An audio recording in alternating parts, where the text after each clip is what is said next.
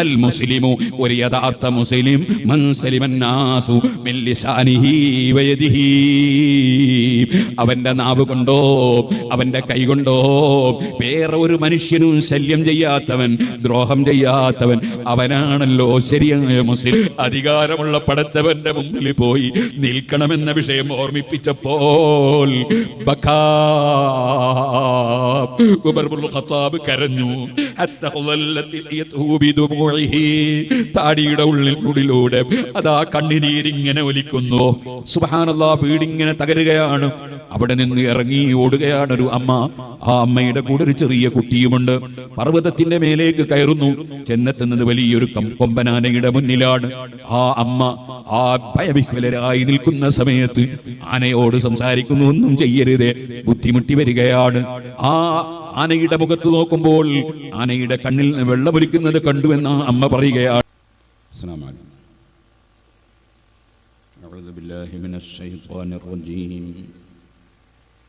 ബിസ്മില്ലാഹിർ റഹ്മാനിർ റഹീം.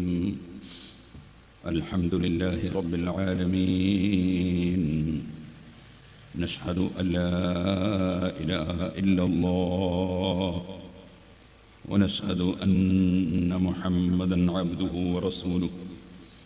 اللهم صل وسلم وبارك على رسولك وحبيبك سيدنا محمد وعلى آله وأصحاب سيدنا ومولانا محمد وعلى جميع الأنبياء والمرسلين ومن اقتدى بهديهم إلى يوم الدين.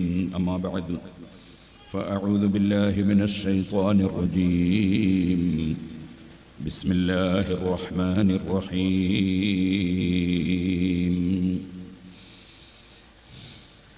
فلا وربك لا يؤمنون حتى يحكموك فيما شجر بينهم ثم لا يجدوا في أنفسهم حرجا مما قضيت ثم لا يجدوا في أنفسهم حرجا مما قضيت ويسلموا تسليما. صدق الله العلي العظيم. صدق وبلغ رسوله النبي الكريم. ونحن على ذلك من الشاهدين الشاكرين والحمد لله رب العالمين. يا رب صل على من حل بالحرمين طه الرسول الذي قد خص بالكرم. يا رب بالمصطفى بلغ مقاصدنا واغفر لنا ما مضى يا واسع الكرم.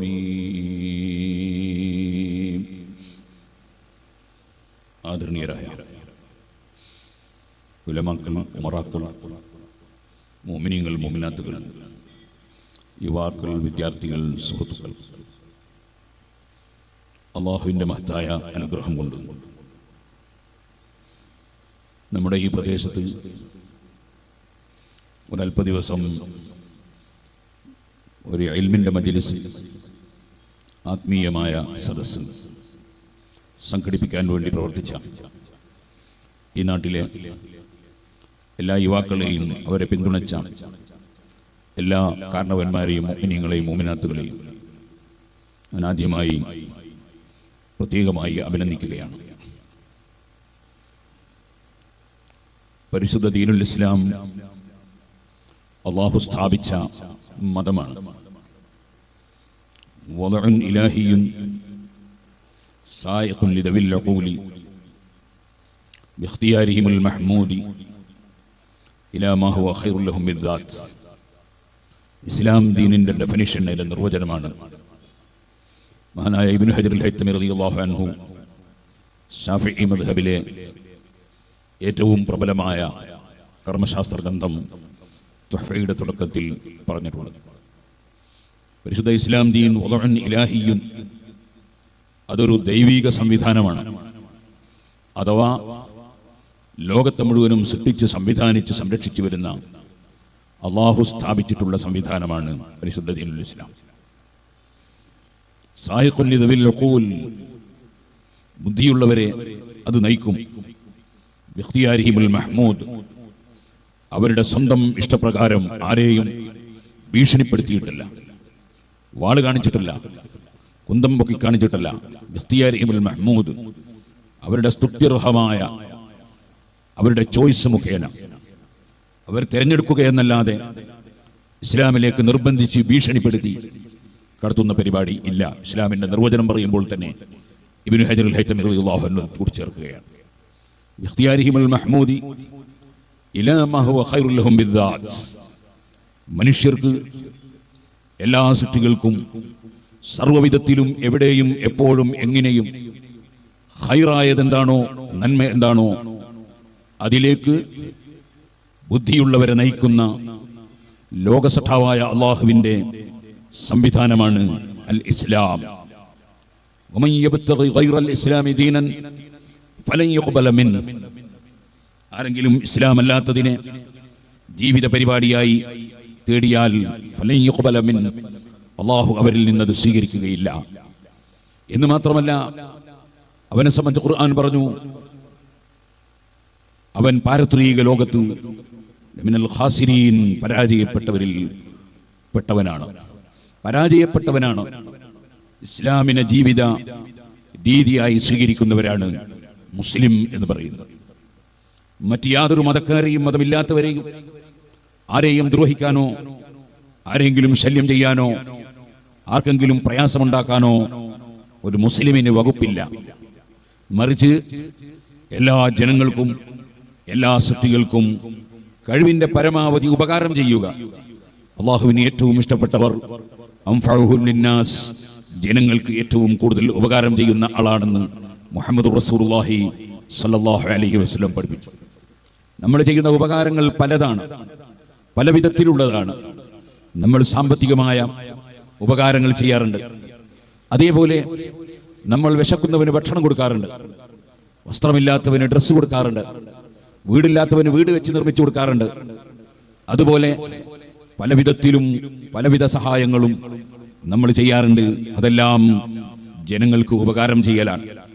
അതിൽ നമ്മൾ പ്രത്യേകം വിവേചനമൊന്നും കാണിക്കുന്നില്ല.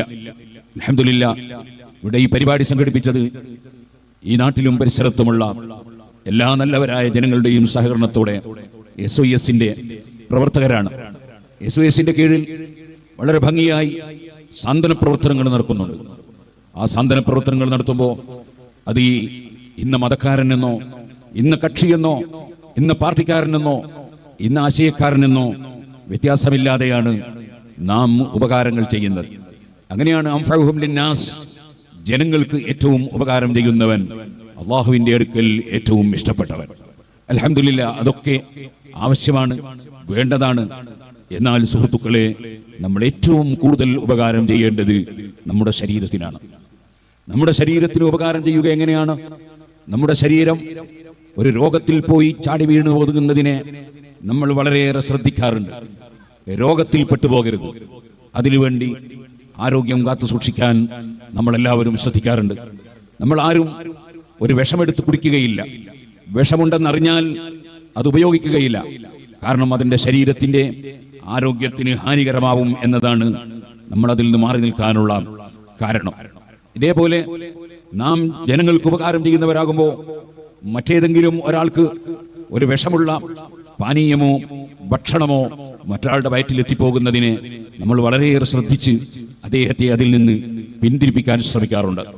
നമ്മളൊരു വഴിയിലൂടെ നടന്നു പോകുമ്പോൾ പാമ്പുള്ള വഴിയാണെങ്കിൽ അതിലെ വെളിച്ചമില്ലാതെ പോകരുത്, പോകുന്ന സമയത്ത് ശ്രദ്ധിക്കണം എന്ന് മറ്റുള്ളവരെ നമ്മൾ ഉണർത്താറുണ്ട്. ജനങ്ങൾക്ക് ചെയ്യുന്ന ഉപകാരം പല വിധത്തിലാണ്. ഒരു ഭ്രാന്തൻ നായയുള്ള കാലം, കടിക്കുന്ന നായ ഓടി നടക്കുന്ന സമയം, അപ്പോൾ നമ്മുടെ കുട്ടികളെ നമ്മൾ പുറത്തേക്ക് വിടുകയില്ല. എന്തിനധികം പറയണം, ഓരിച്ചെരിയുന്ന മഴ വലിയ നിഅ്മത്താണ്. പക്ഷെ ആ മഴ പെയ്ത് അങ്ങനെ തന്നെ ശരീരത്തിലേക്ക്, തലയിലേക്ക് മഴ കൊണ്ടാൽ പനിക്കുമെന്ന് തോന്നിയാൽ നമ്മുടെ മക്കളെ നാം ആ മഴയത്തേക്ക് അഴിച്ചുവിടാറില്ല. ഇതേപോലെ നമുക്കറിയാം, ഏത് വിഷയത്തിൽ വരുമ്പോഴും എന്തിനധികം പറയണം, ചില ചെറുപ്പക്കാരായ കുട്ടികൾ ഈ ഹെൽമെറ്റ് ധരിക്കാതെ സൈക്കിളിന്റെ മൂലം ഇങ്ങനെ പോകും.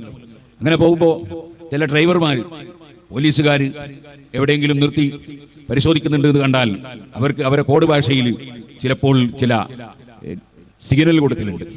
അപ്പോൾ ചില ചെറുപ്പക്കാരെ കുട്ടികൾ സൈക്കിൾ പെട്ടെന്ന് തിരിച്ച് മടങ്ങിപ്പോകുന്നത് കാണും. അപ്പോഴാണ് നമുക്ക് മനസ്സിലാകുക ഏതോ ഒരു സിഗ്നൽ കിട്ടിയിട്ടുണ്ട്. ഇങ്ങനെയെല്ലാം ഓരോരുത്തരും ഒന്നിൽ കുടുങ്ങരുത് എന്ന് മനസ്സിലാക്കി പലരും ഉപകാരം ചെയ്യാറുണ്ട്. എന്നാൽ സുഹൃത്തുക്കളെ, ഏറ്റവും വലിയ ഉപകാരം ചെയ്യേണ്ടത് നമ്മുടെ ശരീരം. ഈ ശരീരം നമുക്ക് ഈ ലോകത്ത് വെച്ച് ഭൂമിയിൽ ജീവിച്ച് മരിച്ചു ചെന്നതിന് ശേഷം ഈ ശരീരം ഒരു ശിക്ഷിക്കപ്പെടുന്ന ശരീരമാകരുത്, വേദന അനുഭവിക്കുന്ന ശരീരമാകരുത്, പ്രയാസങ്ങളിൽ കുടുങ്ങിപ്പോകുന്ന ശരീരമാകരുത്, മറിച്ച് രക്ഷപ്പെടുന്ന ശരീരമാകണം. അതേപോലെ നമ്മുടെ ആത്മാവ് ഏത് കാലത്തും വേദന അനുഭവിക്കുന്ന ആത്മാവായി പോകരുത്. അതിന് മനുഷ്യന് വലിയ ഉപകാരം ചെയ്യാനുള്ള ഏറ്റവും വലിയ മാർഗമാണ് ആത്മീയമായ ഉപദേശങ്ങൾ നൽകുക, ആത്മീയമായ പ്രഭാഷണങ്ങൾ നടത്തുക, ആത്മീയമായി നമ്മൾ സ്വയം സംസ്കാരമുള്ളവരാവുകയും മറ്റുള്ളവരെ ഉന്നതമായ ഇസ്ലാമിന്റെ സംസ്കാരത്തിലേക്ക് എത്തിക്കാൻ പരിശ്രമിക്കുകയും ചെയ്യുക എന്നത്. അതിന് അല്ലാഹു സുബ്ഹാനഹു വ തആല നൽകുന്ന പ്രതിഫലം അത് വളരെ വലുതാണ്. ലാ യഹ്ദിയല്ലാഹു ബിക റജുലൻ ഖൈറുൽ ലക മിനദ് ദുനിയാ വമാ ഫീഹാ. അമേരിക്കയുടെ പ്രസിഡന്റ് ആകുന്നതിനേക്കാൾ, റഷ്യയുടെ പ്രധാനമന്ത്രിയാകുന്നതിനേക്കാൾ, എല്ലാ രാഷ്ട്രത്തിന്റെയും അധിപനാകുന്നതിനേക്കാൾ, ലോകത്തെ ഏറ്റവും വലിയ ധനാഢ്യനാകുന്നതിനേക്കാൾ, ഏറ്റവും വലിയ ആരോഗ്യമുള്ളവനാകുന്നതിനേക്കാൾ, എല്ലാവിധ അംഗീകാരങ്ങളും എല്ലാവിധ പുരസ്കാരങ്ങളും വാരിക്കൂട്ടുന്നതിനേക്കാൾ എത്രയോ അള്ളാഹുവിന്റെ അടുക്കൽ ഫലം ചെയ്യുന്ന വിഷയം നീ മുഖേന ഒരു മനുഷ്യനെങ്കിലും നന്നാകലാണ് എന്ന് മുഹമ്മദ് റസൂലുള്ളാഹി സ്വല്ലല്ലാഹു അലൈഹി വസല്ലം തങ്ങൾ അവിടുന്ന് അരുളുകയുണ്ടായി. നമ്മൾ മുഖേന ഒരാളെങ്കിലും നന്നാവുക. ആ നന്നാകുന്ന ഒന്നാമത്തെ ആൾ ഞാനാകണം. ഈ പ്രസംഗിക്കുന്ന എനിക്ക് മറ്റുള്ളവരെല്ലാം മോശക്കാരാണ് എന്ന ധാരണയാണെങ്കിൽ എന്നെക്കാൾ മോശക്കാരനായി ഈ സദസ്സിൽ വേറെ ആരുമില്ല. ആദ്യമായി എന്റെ മനസ്സിൽ പതിയേണ്ടത് ഇവരെല്ലാവരും എന്നെക്കാൾ നല്ലവരാണ്, എന്നെക്കാൾ ഉത്തമരാണ്, എന്നെക്കാൾ ഉയർന്നവരാണ്, എന്നെക്കാൾ അള്ളാഹുവിന്റെ അടുക്കൽ അംഗീകാരമുള്ളവരാണ്. ഈ കൂട്ടത്തിൽ ഏറ്റവും പാവപ്പെട്ടവനും അറിവ് കുറഞ്ഞവനും അമലില്ലാത്തവനും അതേപോലെ പല അപകടങ്ങളിലും ചാടിയവനും പലപ്പോഴും തെറ്റുകൾ സംഭവിച്ചു പോയവനും പലപ്പോഴും സൽക്കർമ്മങ്ങൾ ചുരുങ്ങിപ്പോയവനും ഈ പാവപ്പെട്ട ഞാനായിരിക്കുമെന്ന് പ്രസംഗിക്കുന്ന എനിക്ക് തോന്നണം. അതുപോലെ ഓരോരുത്തർക്കും തോന്നണം. നേരെ മറിച്ച് ഞാനൊരു നല്ലവൻ, മറ്റുള്ളവരെല്ലാം മോശക്കാര് എന്ന ചിന്തയാണ് നമ്മുടെ ഹൃദയത്തിൽ വരുന്നതെങ്കിൽ നമ്മുടെ ഹൃദയം ചീത്തയായി പോയി, നമ്മുടെ മനസ്സ് മോശമായി പോയി. മനസ്സൊരിക്കലും മോശമാകാൻ പാടില്ല. മനസ്സിൽ ഞാനൊരു വലിയവൻ എന്ന ചിന്ത ഉണ്ടാകാൻ പാടില്ല.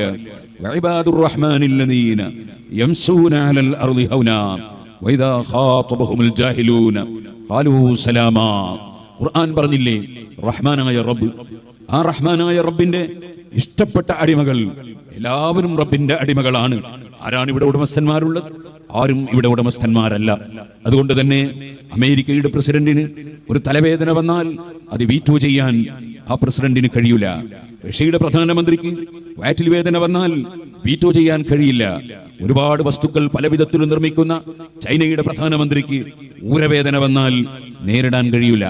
നമ്മൾ നേരിൽ കണ്ടതല്ലേ ഈ അടുത്ത കാലത്ത് കൊറോണ വൈറസ് വന്നപ്പോ, കോവിഡ് പിടിപെട്ടപ്പോ അമേരിക്കക്ക് അതിനെ തടുക്കാൻ കഴിയുന്നില്ല. ചൈനയിൽ നിന്നാണ് പുറപ്പെടുന്നത്, ചൈനക്ക് പ്രതിരോധിക്കാൻ കഴിയുന്നില്ല. ഒരു രാഷ്ട്രത്തിനും പ്രതിരോധിക്കാൻ കഴിയുന്നില്ല.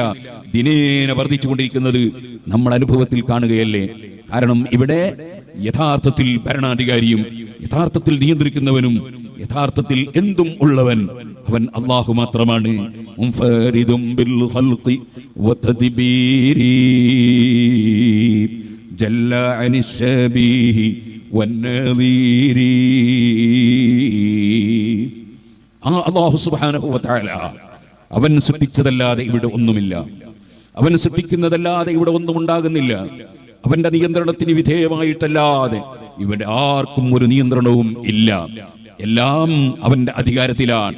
തബാറകല്ലദീ ബിയദിഹിൽ മുൽക്ക് വഹുവ അലാ കുല്ലി ശൈഇൻ ഖദീർ.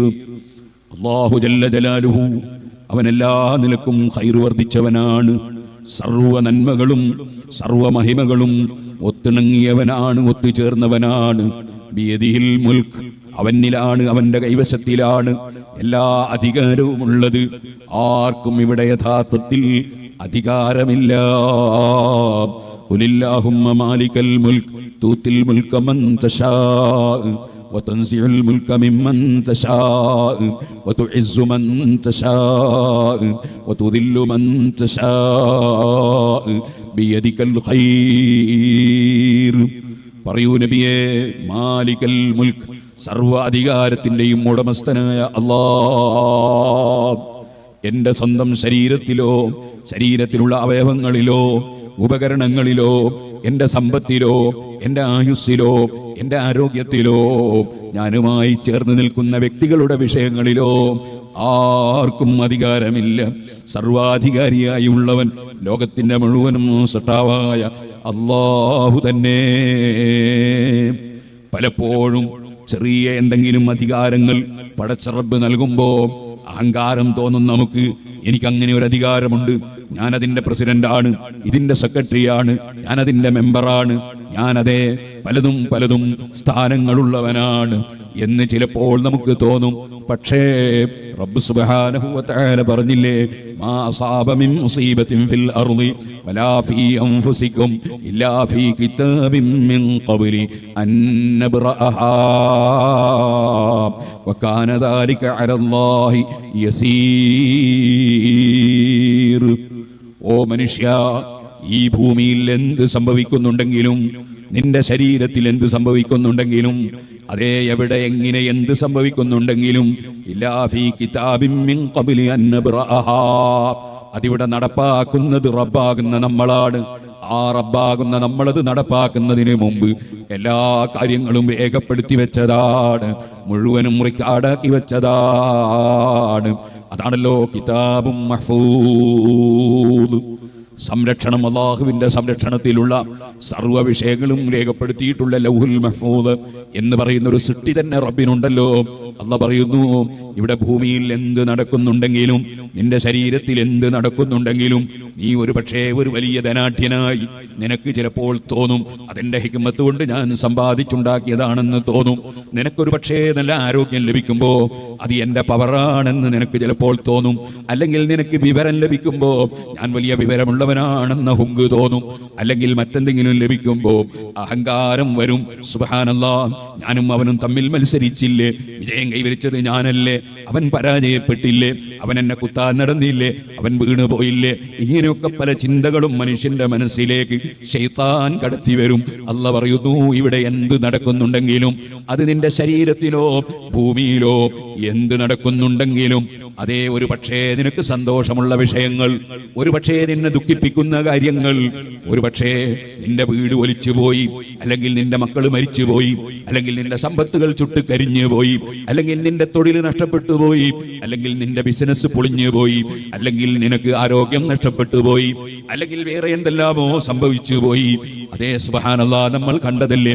ആർക്കെങ്കിലും വല്ലതും ചെയ്യാൻ കഴിഞ്ഞോ? വയനാട്ടിൽ ഒരു ദിവസം കിടന്നുറങ്ങിയ ജനങ്ങൾ, ആ ഉറങ്ങുന്ന സമയത്ത് അവർക്കൊരു പ്രശ്നവുമില്ല. പക്ഷേ നേരം വെളുത്തു നോക്കുമ്പോൾ കഷ്ണമായി തുന്നം പാറിപ്പോയിട്ടുണ്ട്. അവർ മാത്രമല്ല, അവരൊരു നാട് തന്നെ ഒലിച്ചു പോയിട്ടുണ്ട്. അവിടെയുള്ള സ്ഥാപനങ്ങൾ പൊളിഞ്ഞു പോയിട്ടുണ്ട്. അവിടെയുള്ള വീടുകൾ ഒലിച്ചു പോയിട്ടുണ്ട്. ഭദ്രമായി സൂക്ഷിച്ചു വെച്ച സ്വർണം എവിടെ? വൃത്തിയായി തേച്ചു വെച്ച വസ്ത്രങ്ങൾ എവിടെ? വളരെ നന്നായി പെയിന്റ് ചെയ്ത് വെച്ച വീടുകൾ എവിടെ? മറ്റുള്ള സ്ഥാപനങ്ങൾ എവിടെ? ഒന്നുമില്ല, മുഴുവനും ഒലിച്ചുപോയി, നഷ്ടപ്പെട്ടു പോയി. ശരീരങ്ങളോ ചിതറിപ്പോയി. സുബ്ഹാനല്ലാഹ്, പലരുടെയും മൃതശരീരങ്ങൾ കിട്ടുന്നത് എത്രയോ കിലോമീറ്റർ അകലെ നിന്നാണ്. സുബ്ഹാനല്ലാഹ്, നമ്മൾ കാണുന്ന കാഴ്ചയല്ലേ, കണ്ടിട്ടുള്ളതല്ലേ. ഓ സുഹൃത്തുക്കളെ, ഞാൻ ചോദിക്കട്ടെ, അങ്ങനെ ഒരു വലിയ വിപത്ത് സംഭവിക്കുമ്പോൾ പടച്ച റബ്ബ് എല്ലാ മുസീബത്തുകളിൽ നിന്നും സർവ്വനാടുകൾക്കും രക്ഷ നൽകുമാറാകട്ടെ.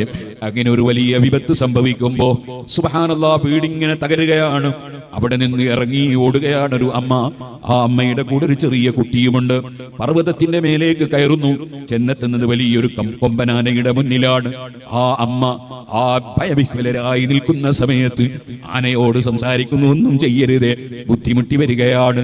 ആ ആനയുടെ മുഖത്ത് നോക്കുമ്പോൾ ആനയുടെ കണ്ണിൽ നിന്ന് വെള്ളമൊലിക്കുന്നത് കണ്ടുവെന്ന് അമ്മ പറയുകയാണ്. നമ്മളത് കേൾക്കുകയാണ്. പക്ഷേ നേരം വെളുക്കുന്നത് വരെ ആ അമ്മയെയും കുട്ടിയെയും ആ അമ്മയെയും കുട്ടിയെയും ഒന്നും ചെയ്യാതെ ആ മൃഗം സംരക്ഷിക്കുകയാണ്. സുബ്ഹാനല്ലാഹ്. ആളുകളുടെ മനസ്സ് തിരിക്കുന്നവൻ ആരാണ്? മൃഗങ്ങളുടെ മനസ്സ് തിരിക്കുന്നവൻ ആരാണ്? അതേ, ഓരോന്നിനെയും നിയന്ത്രിക്കുന്നവൻ ആരാണ്? അവിടെ മറുപടി പറയാൻ ഒന്നേ ഉള്ളൂ, അവനാണ് മാലിക്കുൽ മുൽക്ക്, സർവാധികാരമുള്ള റബ്ബ്. ഖുലില്ലാഹുമ്മ മാലിക്കൽ മുൽക്ക് തൂത്തിൽ മുൽക മൻ തശാ. നീ ഉദ്ദേശിച്ചവർക്ക് നീ ഉദ്ദേശിക്കുന്ന അധികാരം നൽകുന്നു. വതൻസിഉൽ മുൽക മിമ്മൻ തശാ. നീ ഉദ്ദേശിക്കുന്നവരിൽ നിന്ന് നീ ഉദ്ദേശിക്കുന്ന സമയത്ത് ഏത് അധികാരവും നീ എടുത്തു കളയുന്നു. വതൻസിഉൽ മുൽക മിമ്മൻ തശാ. സിറിയ എന്ന രാഷ്ട്രം എത്ര വർഷം ഭരിച്ച ഭരണാധികാരി അവസാനം ഇറങ്ങി ഓടേണ്ടി വരികയാണ്. സുബ്ഹാനല്ലാഹ്. അതുപോലെ എത്രയെത്ര സംഭവങ്ങൾ ഈ ഒരു അടുത്ത കാലത്ത് തന്നെ നമ്മൾ കാണുകയാണ്.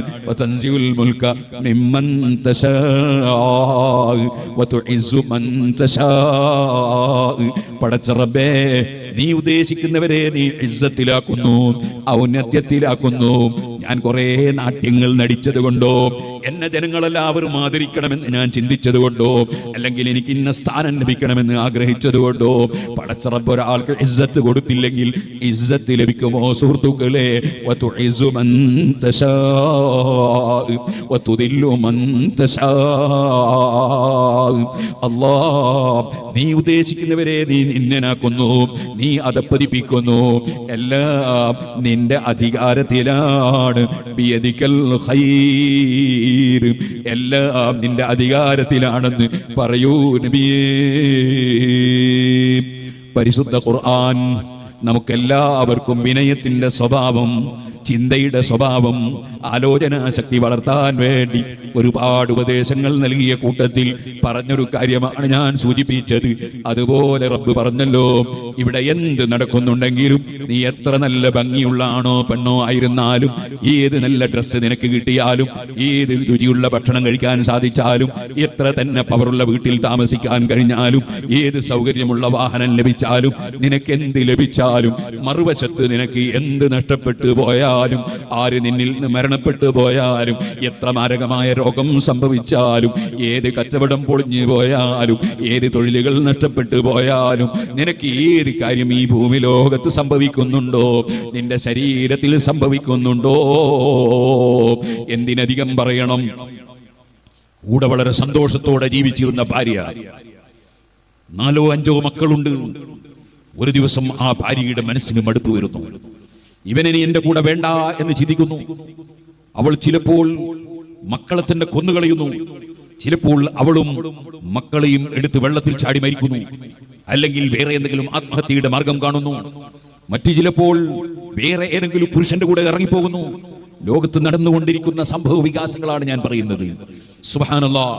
10ഉം 25ഉം വർഷം വളരെയേറെ കഠിനാധ്വാനം ചെയ്ത് പോറ്റി വളർത്തിയ ഉമ്മ ബാപ്പയുടെ മുഖത്ത് നോക്കി ഒരൽപ്പവും നന്ദിയില്ലാതെ, ഒരു നായയുടെ നന്ദി പോലും കാണിക്കാതെ ഏതെങ്കിലും ചെറുപ്പക്കാരന്റെ പിന്നാലെ ഇറങ്ങിപ്പോകുന്ന പെൺകുട്ടികൾ, അതേപോലെ സ്വന്തം ബാപ്പ ഉമ്മയോട് കുടുംബത്തോടും യാതൊരു കൂറും പാലിക്കാതെ, നാട്ടിനോട് കൂറ് കാണിക്കാതെ, സുബ്ഹാനല്ലാഹ്, സ്വന്തം കുടുംബത്തിന്റെ അഭിമാനത്തിന് ക്ഷതം വരുത്തി അവരെല്ലാം ധിക്കരിച്ചുകൊണ്ട് ഏതെങ്കിലും ഒരു പെണ്ണിനെയും കൂട്ടി നടക്കുന്ന ചെറുപ്പക്കാരൻ, ഇങ്ങനെ ഏത് മുസീബത്തുകൾ ലോകത്ത് സംഭവിച്ചാലും അല്ലാഹുവിന്റെ ഖുർആൻ പറയാണ്, ഇല്ലാ ഫീ കിതാബിൻ മിൻ ഖബ്ലി അൻ നബ്റഅഹാ. അത് മുഴുവനും രേഖപ്പെടുത്തിയ സംഗതികൾ നടക്കുകയാണ്, രേഖപ്പെടുത്തിയ കാര്യങ്ങൾ നടക്കുകയാണ്, നേരത്തെ രേഖപ്പെടുത്തിയ വിഷയങ്ങളാണ് അതൊക്കെ. എന്തുകൊണ്ട് ഈ കാര്യം? ഇന്നദാലിക അലല്ലാഹി യസീർ. ഈ ലോകത്തെ മുഴുവനും സൃഷ്ടിച്ച് സംവിധാനിച്ച് സംരക്ഷിച്ചു വരുന്ന റബ്ബ്, ആ റബ്ബ് അറിയാതെ ഇവിടെ ഒന്നും നടക്കുന്നില്ല. ആ റബ്ബ് അറിയാതെ ഇവിടെ ഒന്നും നടക്കുന്നില്ല. അലാ യഅലമു മൻ ഖലഖ വഹുവൽ ലതീഫുൽ ഖബീർ. സൃഷ്ടിച്ച പടച്ചവൻ അറിയാത്തതുണ്ടോ? എല്ലാം റബ്ബ് അറിയുന്നവനാണ്. അലാ യഅലമു മൻ ഖലഖ. സൃഷ്ടിച്ച റബ്ബ് അറിയാത്തതുണ്ടോ? സുഹൃത്തുക്കളെ, ഈ പാവപ്പെട്ട ഞാൻ നിങ്ങളോട് ഒരല്പസമയം സംസാരിക്കുമ്പോ എന്റെ മനസ്സിന്റെ ഉദ്ദേശ ലക്ഷ്യം എന്താണ്? എന്റെ നിയ്യത്ത് എന്താണ്? സുബ്ഹാനല്ലാഹ്, എനിക്ക് നാട്ടുകാരായ നിങ്ങളുടെ മുമ്പിൽ ഞാനൊരു വലിയവനാകണം എന്നതാണോ എന്റെ ചിന്ത? അല്ലെങ്കിൽ എന്റെ റബ്ബിന്റെ പൊരുത്തം ലഭിക്കണം എന്നതാണോ എന്റെ ചിന്ത? നമ്മളൊരു പരിപാടി സംഘടിപ്പിക്കുമ്പോൾ ആ പരിപാടിയുടെ ലക്ഷ്യം എന്താണ്? റബ്ബിന്റെ പൊരുത്തമാണോ നമ്മുടെ ചിന്ത? അല്ലെങ്കിൽ നമ്മൾ വലിയ സംഘാടകരാണ് എന്ന് വരുത്തി തീർക്കലാണോ നമ്മുടെ ചിന്ത? നമ്മളൊരു പള്ളിക്ക് ഖിദ്മത്ത് എടുക്കുമ്പോൾ ആ പള്ളിയുടെ പണിയെടുപ്പിച്ചത് ഞാനാണ്, അല്ലെങ്കിൽ ആ പള്ളിക്ക് സംഭാവന ചെയ്തത് ഞാനാണ്, അല്ലെങ്കിൽ ആ പള്ളിക്ക് വേണ്ടി അധ്വാനിച്ചത് ഞാനാണ്, അത് ഞാനുള്ളത് കൊണ്ടാണ് വിജയിച്ചത് എന്നിങ്ങനെ ഹുങ്ക് കാണിക്കലാണോ മനസ്സിലുള്ള ചിന്ത? അതല്ല റബ്ബിന്റെ വീട്ടിന് ഖിദ്മത്ത് ചെയ്യലാണോ നമ്മുടെ ചിന്ത? നമ്മളൊരു ദീനീ സ്ഥാപനത്തിന് വേണ്ടി അധ്വാനിക്കുമ്പോൾ ഈ സ്ഥാപനങ്ങളെല്ലാം ഞാൻ ഉയർത്തി വളർത്തിയെടുത്തതാണ്, എന്റെ അധ്വാനം കൊണ്ടുണ്ടായതാണ്. ജനങ്ങളെല്ലാം എന്നെ പ്രശംസിക്കണം, എന്നെ പുകഴ്ത്തി പറയണം, അതാണോ ചിന്ത? അതല്ല പടച്ച റബ്ബിന്റെ പൊരുത്തം ലഭിച്ച് ആഖിബത്ത് നന്നായി മരിച്ച് ദീനിന് വേണ്ടി വജാദു ബി അംവാലിൻ വബഅു നുഫൂസഹും ലിദീനിൽ ഹുദാ ഫീ കുല്ലി മൗതിനി ഗസ്വതി. കയ്യിലായുധങ്ങളൊന്നുമില്ലാതെ, സാമ്പത്തിക ശേഷിയൊന്നുമില്ലാതെ, സുബ്ഹാനല്ലാഹ്, നന്നായി ഭക്ഷണം കഴിക്കാൻ കഴിവില്ലാതെ, സ്വന്തം രാഷ്ട്രത്തിൽ പാവപ്പെട്ട ജനങ്ങളായി പരസ്പര സഹകരണത്തോടെ ജീവിക്കുമ്പോൾ ആ മദീന എന്ന രാഷ്ട്രത്തിൽ ജൂതന്മാരുണ്ട്, ആ ജൂതന്മാരോടും സൗഹാർദ്ദത്തിൽ ജീവിക്കുന്നുണ്ട്. അതേപോലെ നസ്രാനികളുണ്ട്, അവരോടും സൗഹാർദ്ദത്തിൽ ജീവിക്കുന്നുണ്ട്. ഏത് വിഭാഗത്തിൽപ്പെട്ടവർക്കും നന്മയല്ലാതെ ആരെയും ദ്രോഹിക്കുന്നില്ല. അൽ മുസ്ലിമു മൻ സലിമന്നാസു മിൻ ലിസാനിഹി വയദിഹി. ഒരു യഥാർത്ഥ മുസ്ലിം എന്ന് പറഞ്ഞാൽ അവന്റെ നാവ് കൊണ്ട് വേറെ ആരെയും ശല്യം ചെയ്യുന്നില്ല, അവന്റെ കൈകൊണ്ട് ആരെയും ശല്യം ചെയ്യുന്നില്ല, മറ്റൊരാളെ കുറ്റം പറയാൻ അവനില്ല, നിസ്സാരപ്പെടുത്തി സംസാരിക്കാനില്ല, ആരെയും ഇൻസൾട്ട് ആക്കാനില്ല, ആരെയെങ്കിലും അതായി കയറ്റി സംസാരിക്കാനില്ല. സുബ്ഹാനല്ലാഹ്, ആർക്കെങ്കിലും വല്ല ഗുണവും ലഭിക്കുമ്പോൾ അതിന് പാരവെക്കാൻ പോകുന്നില്ല. അവൻ അവിടെ ഒരു ബിസിനസ്സിന് വേണ്ടി ഒരു കട നോക്കി വെച്ചിട്ടുണ്ട്, ഉടമസ്ഥൻ അത് കൊടുക്കാൻ വേണ്ടി ഉദ്ദേശിക്കുന്നുണ്ട്. അപ്പോൾ ആ ഉടമസ്ഥനെ കണ്ട് ആ പാവപ്പെട്ട മനുഷ്യന് ആ കട ലഭിക്കുന്നത് ഒന്നില്ലായ്മ ചെയ്യാൻ, എന്റെ വകയിൽ ഒരു ദുഷിച്ച സേവനം ചെയ്യണമെന്ന ചിന്തയില്ല. ഒരു സ്ഥലം ഒരു മനുഷ്യൻ അദ്ദേഹത്തിന് വല്ല ആവശ്യത്തിന് വേണ്ടി കച്ചവടം ചെയ്യാൻ ഉദ്ദേശിക്കുന്നുണ്ട്. അപ്പോൾ അവിടെ പോയി വിൽക്കുന്നവനെ ശല്യം ചെയ്യാനോ വാങ്ങുന്നവനെ ശല്യം ചെയ്യാനോ, അല്ലെങ്കിൽ ആ കച്ചവടത്തിന് എന്നെ കൂട്ടിയിട്ടില്ലല്ലോ, എനിക്കതിലൊന്നും കിട്ടാനില്ലല്ലോ, അല്ലെങ്കിൽ ഞാൻ അറിയാതെ കച്ചവടം നടക്കുകയാണല്ലോ, അതൊന്ന് പൊട്ടിക്കാൻ എന്താണ് ചിന്ത എന്ന നിലയ്ക്ക് അവരെ ശല്യം ചെയ്യുന്ന പ്രവൃത്തിക്ക് ഒരു മുസ്ലിമിന് സാധ്യമല്ല. ഒരാണിനോ പെണ്ണിനോ ഒരു വിവാഹാലോചന നടക്കുമ്പോൾ ആ വിവാഹാലോചന നടക്കുന്ന ആള് അവര് വിവാഹത്തിനൊരുങ്ങുമ്പോൾ ആ ചെറുപ്പക്കാരന്റെ കല്യാണം മുടക്കാൻ വേണ്ടി, അല്ലെങ്കിൽ പെൺകുട്ടിയുടെ കല്യാണം മുടക്കാൻ വേണ്ടി, ആ കുടുംബത്തെ ദുഃഖത്തിലാഴ്ത്താൻ വേണ്ടി പാരവെക്കാൻ പോകുന്നവനല്ലല്ലോ മുസ്ലിം. അൽ മുസ്ലിമു, ഒരു യഥാർത്ഥ മുസ്ലിം, മൻ സലിമന്നാസു മിൻ ലിസാനിഹി വയദിഹി. അവന്റെ നാവ് കൊണ്ടോ അവന്റെ കൈ കൊണ്ടോ വേറെ ഒരു മനുഷ്യനും ശല്യം ചെയ്യാത്തവൻ, ദ്രോഹം ചെയ്യാത്തവൻ, അവനാണല്ലോ ശരിയായ മുസ്ലിം. ആ ശരിയായ മുസ്ലിമിന്റെ സ്വഭാവം ജീവിതത്തിൽ പകർത്തി ജീവിച്ച ഏറ്റവും വലിയ തഖ്വയുള്ളവരല്ലേ ബദരീങ്ങൾ, ഏറ്റവും വലിയ തഖ്വയുള്ളവരല്ലേ ഉഹദീങ്ങൾ. ഓ സുഹൃത്തുക്കളെ, യുസിറൂന അലാ അൻഫുസിഹിം വലൗ കാന ബിഹിം ഖസാസ. ഖുർആൻ അവരെ കുറിച്ച് പറഞ്ഞില്ലേ, സ്വന്തത്തിൽ പട്ടിണി കിടക്കുന്നു, മറ്റുള്ളവരെ ഭക്ഷിപ്പിക്കുന്നു, സ്വന്തത്തിൽ എല്ലാം കൈയൊഴിക്കുന്നു, മറ്റുള്ളവർക്ക് എല്ലാം തെരഞ്ഞെടുക്കുന്നു. നിങ്ങൾ കണ്ടില്ലേ അഷ്റഫുൽ ഖൽഖ് സല്ലല്ലാഹു അലൈഹി വസല്ലം വല്ലാതെ പുകഴ്ത്തി പറഞ്ഞ പൊന്നോമന മകൻ, അതേ അവിടുത്തെ പേര് സുബ്ഹാനല്ലാഹ്, അഷ്റഫുൽ ഖൽഖ് സല്ലല്ലാഹു അലൈഹി വസല്ലമ തങ്ങളുടെ പേരക്കുട്ടിയാണ്. നബി തങ്ങൾ പറഞ്ഞത് എന്താണ്? ഇന്നബിനി ഹാദാ സയ്യിദുൻ, എന്റെ ഈ മകൻ സയ്യിദാണ്, നേതാവാണ്. നബി സല്ലല്ലാഹു അലൈഹി വസല്ലമ തങ്ങൾക്ക് ആൺമക്കളൊന്നും കൂടുതൽ കാലം ജീവിച്ചിരുന്നിട്ടില്ല, കുട്ടിക്കാലത്ത് മരണപ്പെട്ടു പോയിട്ടുണ്ട്. അവിടുത്തേക്ക് ജീവിച്ചത് പെൺകുട്ടികൾ മാത്രമാണ്. ആ പെൺകുട്ടികളിൽ വളരെ ശ്രേഷ്ഠതയുള്ള സഹോദരിയാണ്, പെണ്ണാണല്ലോ ബീവി ഫാത്തിമ റളിയല്ലാഹു അൻഹാ. ആ ഫാത്തിമ ബീവിയുടെ മക്കൾ നബി തങ്ങളുടെ മക്കൾ തന്നെയാണ്. ജമാഅത്ത് ഇസ്ലാമിയുടെ പ്രബോധനം ഒരിക്കൽ എഴുതിയിട്ടുണ്ട്, തങ്ങന്മാരിൽ നിന്ന് ഒരു പരിപാടിയില്ല, സയ്യിദന്മാരിൽ നിന്ന് അങ്ങനെ ഒന്നില്ല. അതൊക്കെ ജാഹിലിയത്തിന്റെ വിശ്വാസമാണ്. തങ്ങന്മാരെ കൈപിടിച്ച് ചുംബിക്കുകയല്ല വേണ്ടത്, അവരുടെ കൈ ഛേദിച്ചു കളയാണ്, വെട്ടിക്കളിയാണ് വേണ്ടത് എന്ന് പ്രബോധനത്തിൽ ജമാഅത്ത് ഇസ്ലാമിക്കാരൻ എഴുതി വെച്ചത് എന്റെ കൈവശത്തിലുണ്ട്.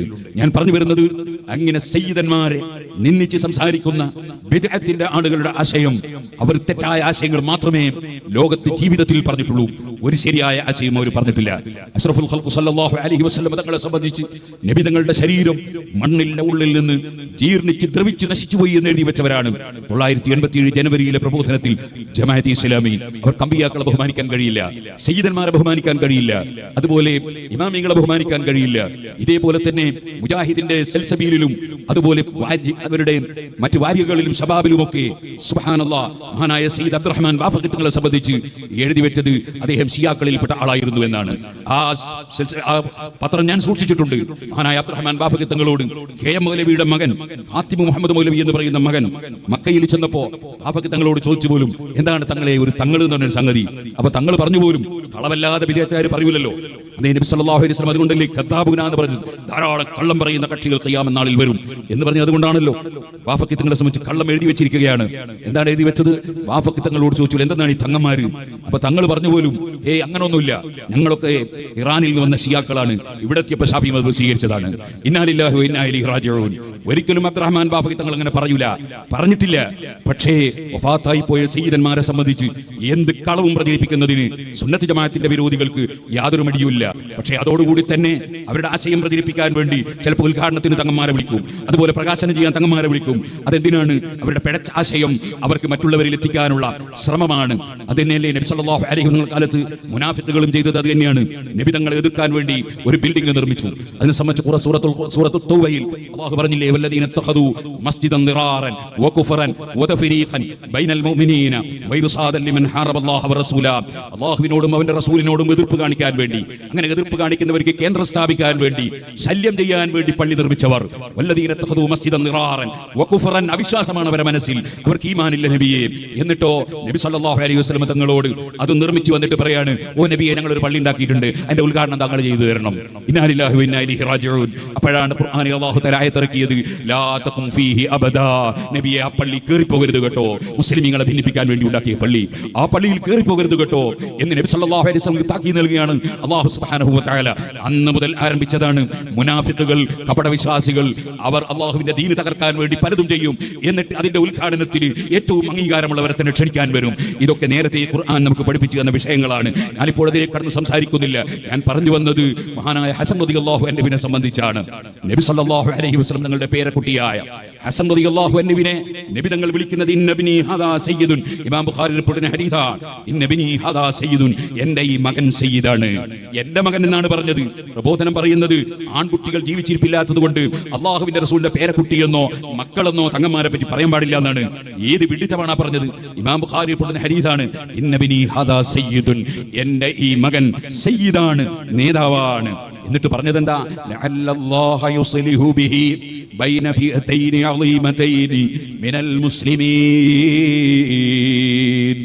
മുസ്ലിമീങ്ങൾ രണ്ട് ചേരിയായി അങ്ങോട്ടും ഇങ്ങോട്ടും വഴക്കടിക്കുന്ന സമയത്ത് ആ രണ്ട് ചേരിയിലുമുള്ള മുസ്ലിമീങ്ങളെ മസ്ലഹത്താക്കാൻ വേണ്ടി, ഐക്യപ്പെടുത്താൻ വേണ്ടി പ്രവർത്തിക്കുന്ന നേതാവാണ് എൻ്റെ ഈ മകൻ.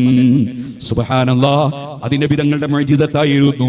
നബി സല്ലല്ലാഹു അലൈഹി വസല്ലം ഒരു സാധാരണ മനുഷ്യനല്ലല്ലോ, സാധാരണ വ്യക്തിയല്ലല്ലോ, സാധാരണ നേതാവല്ലല്ലോ, സാധാരണ റസൂലല്ലല്ലോ. അവിടുത്തേക്ക് റബ്ബ് സുബ്ഹാനഹു വ തആല കൊടുത്ത സ്ഥാനം പറഞ്ഞു തീർക്കാൻ കഴിയില്ലല്ലോ. പിന്നീട് വരുന്ന കാര്യങ്ങൾ പലതും അവിടുന്ന് മുൻകൂട്ടി പറഞ്ഞിട്ടുണ്ട്, പറഞ്ഞതെല്ലാം ഇവിടെ സംഭവിച്ചിട്ടുണ്ട്. അതിൽപ്പെട്ട ഒന്നാണ് എൻ്റെ ഈ മകൻ ഹസൻ ഉണ്ടല്ലോ.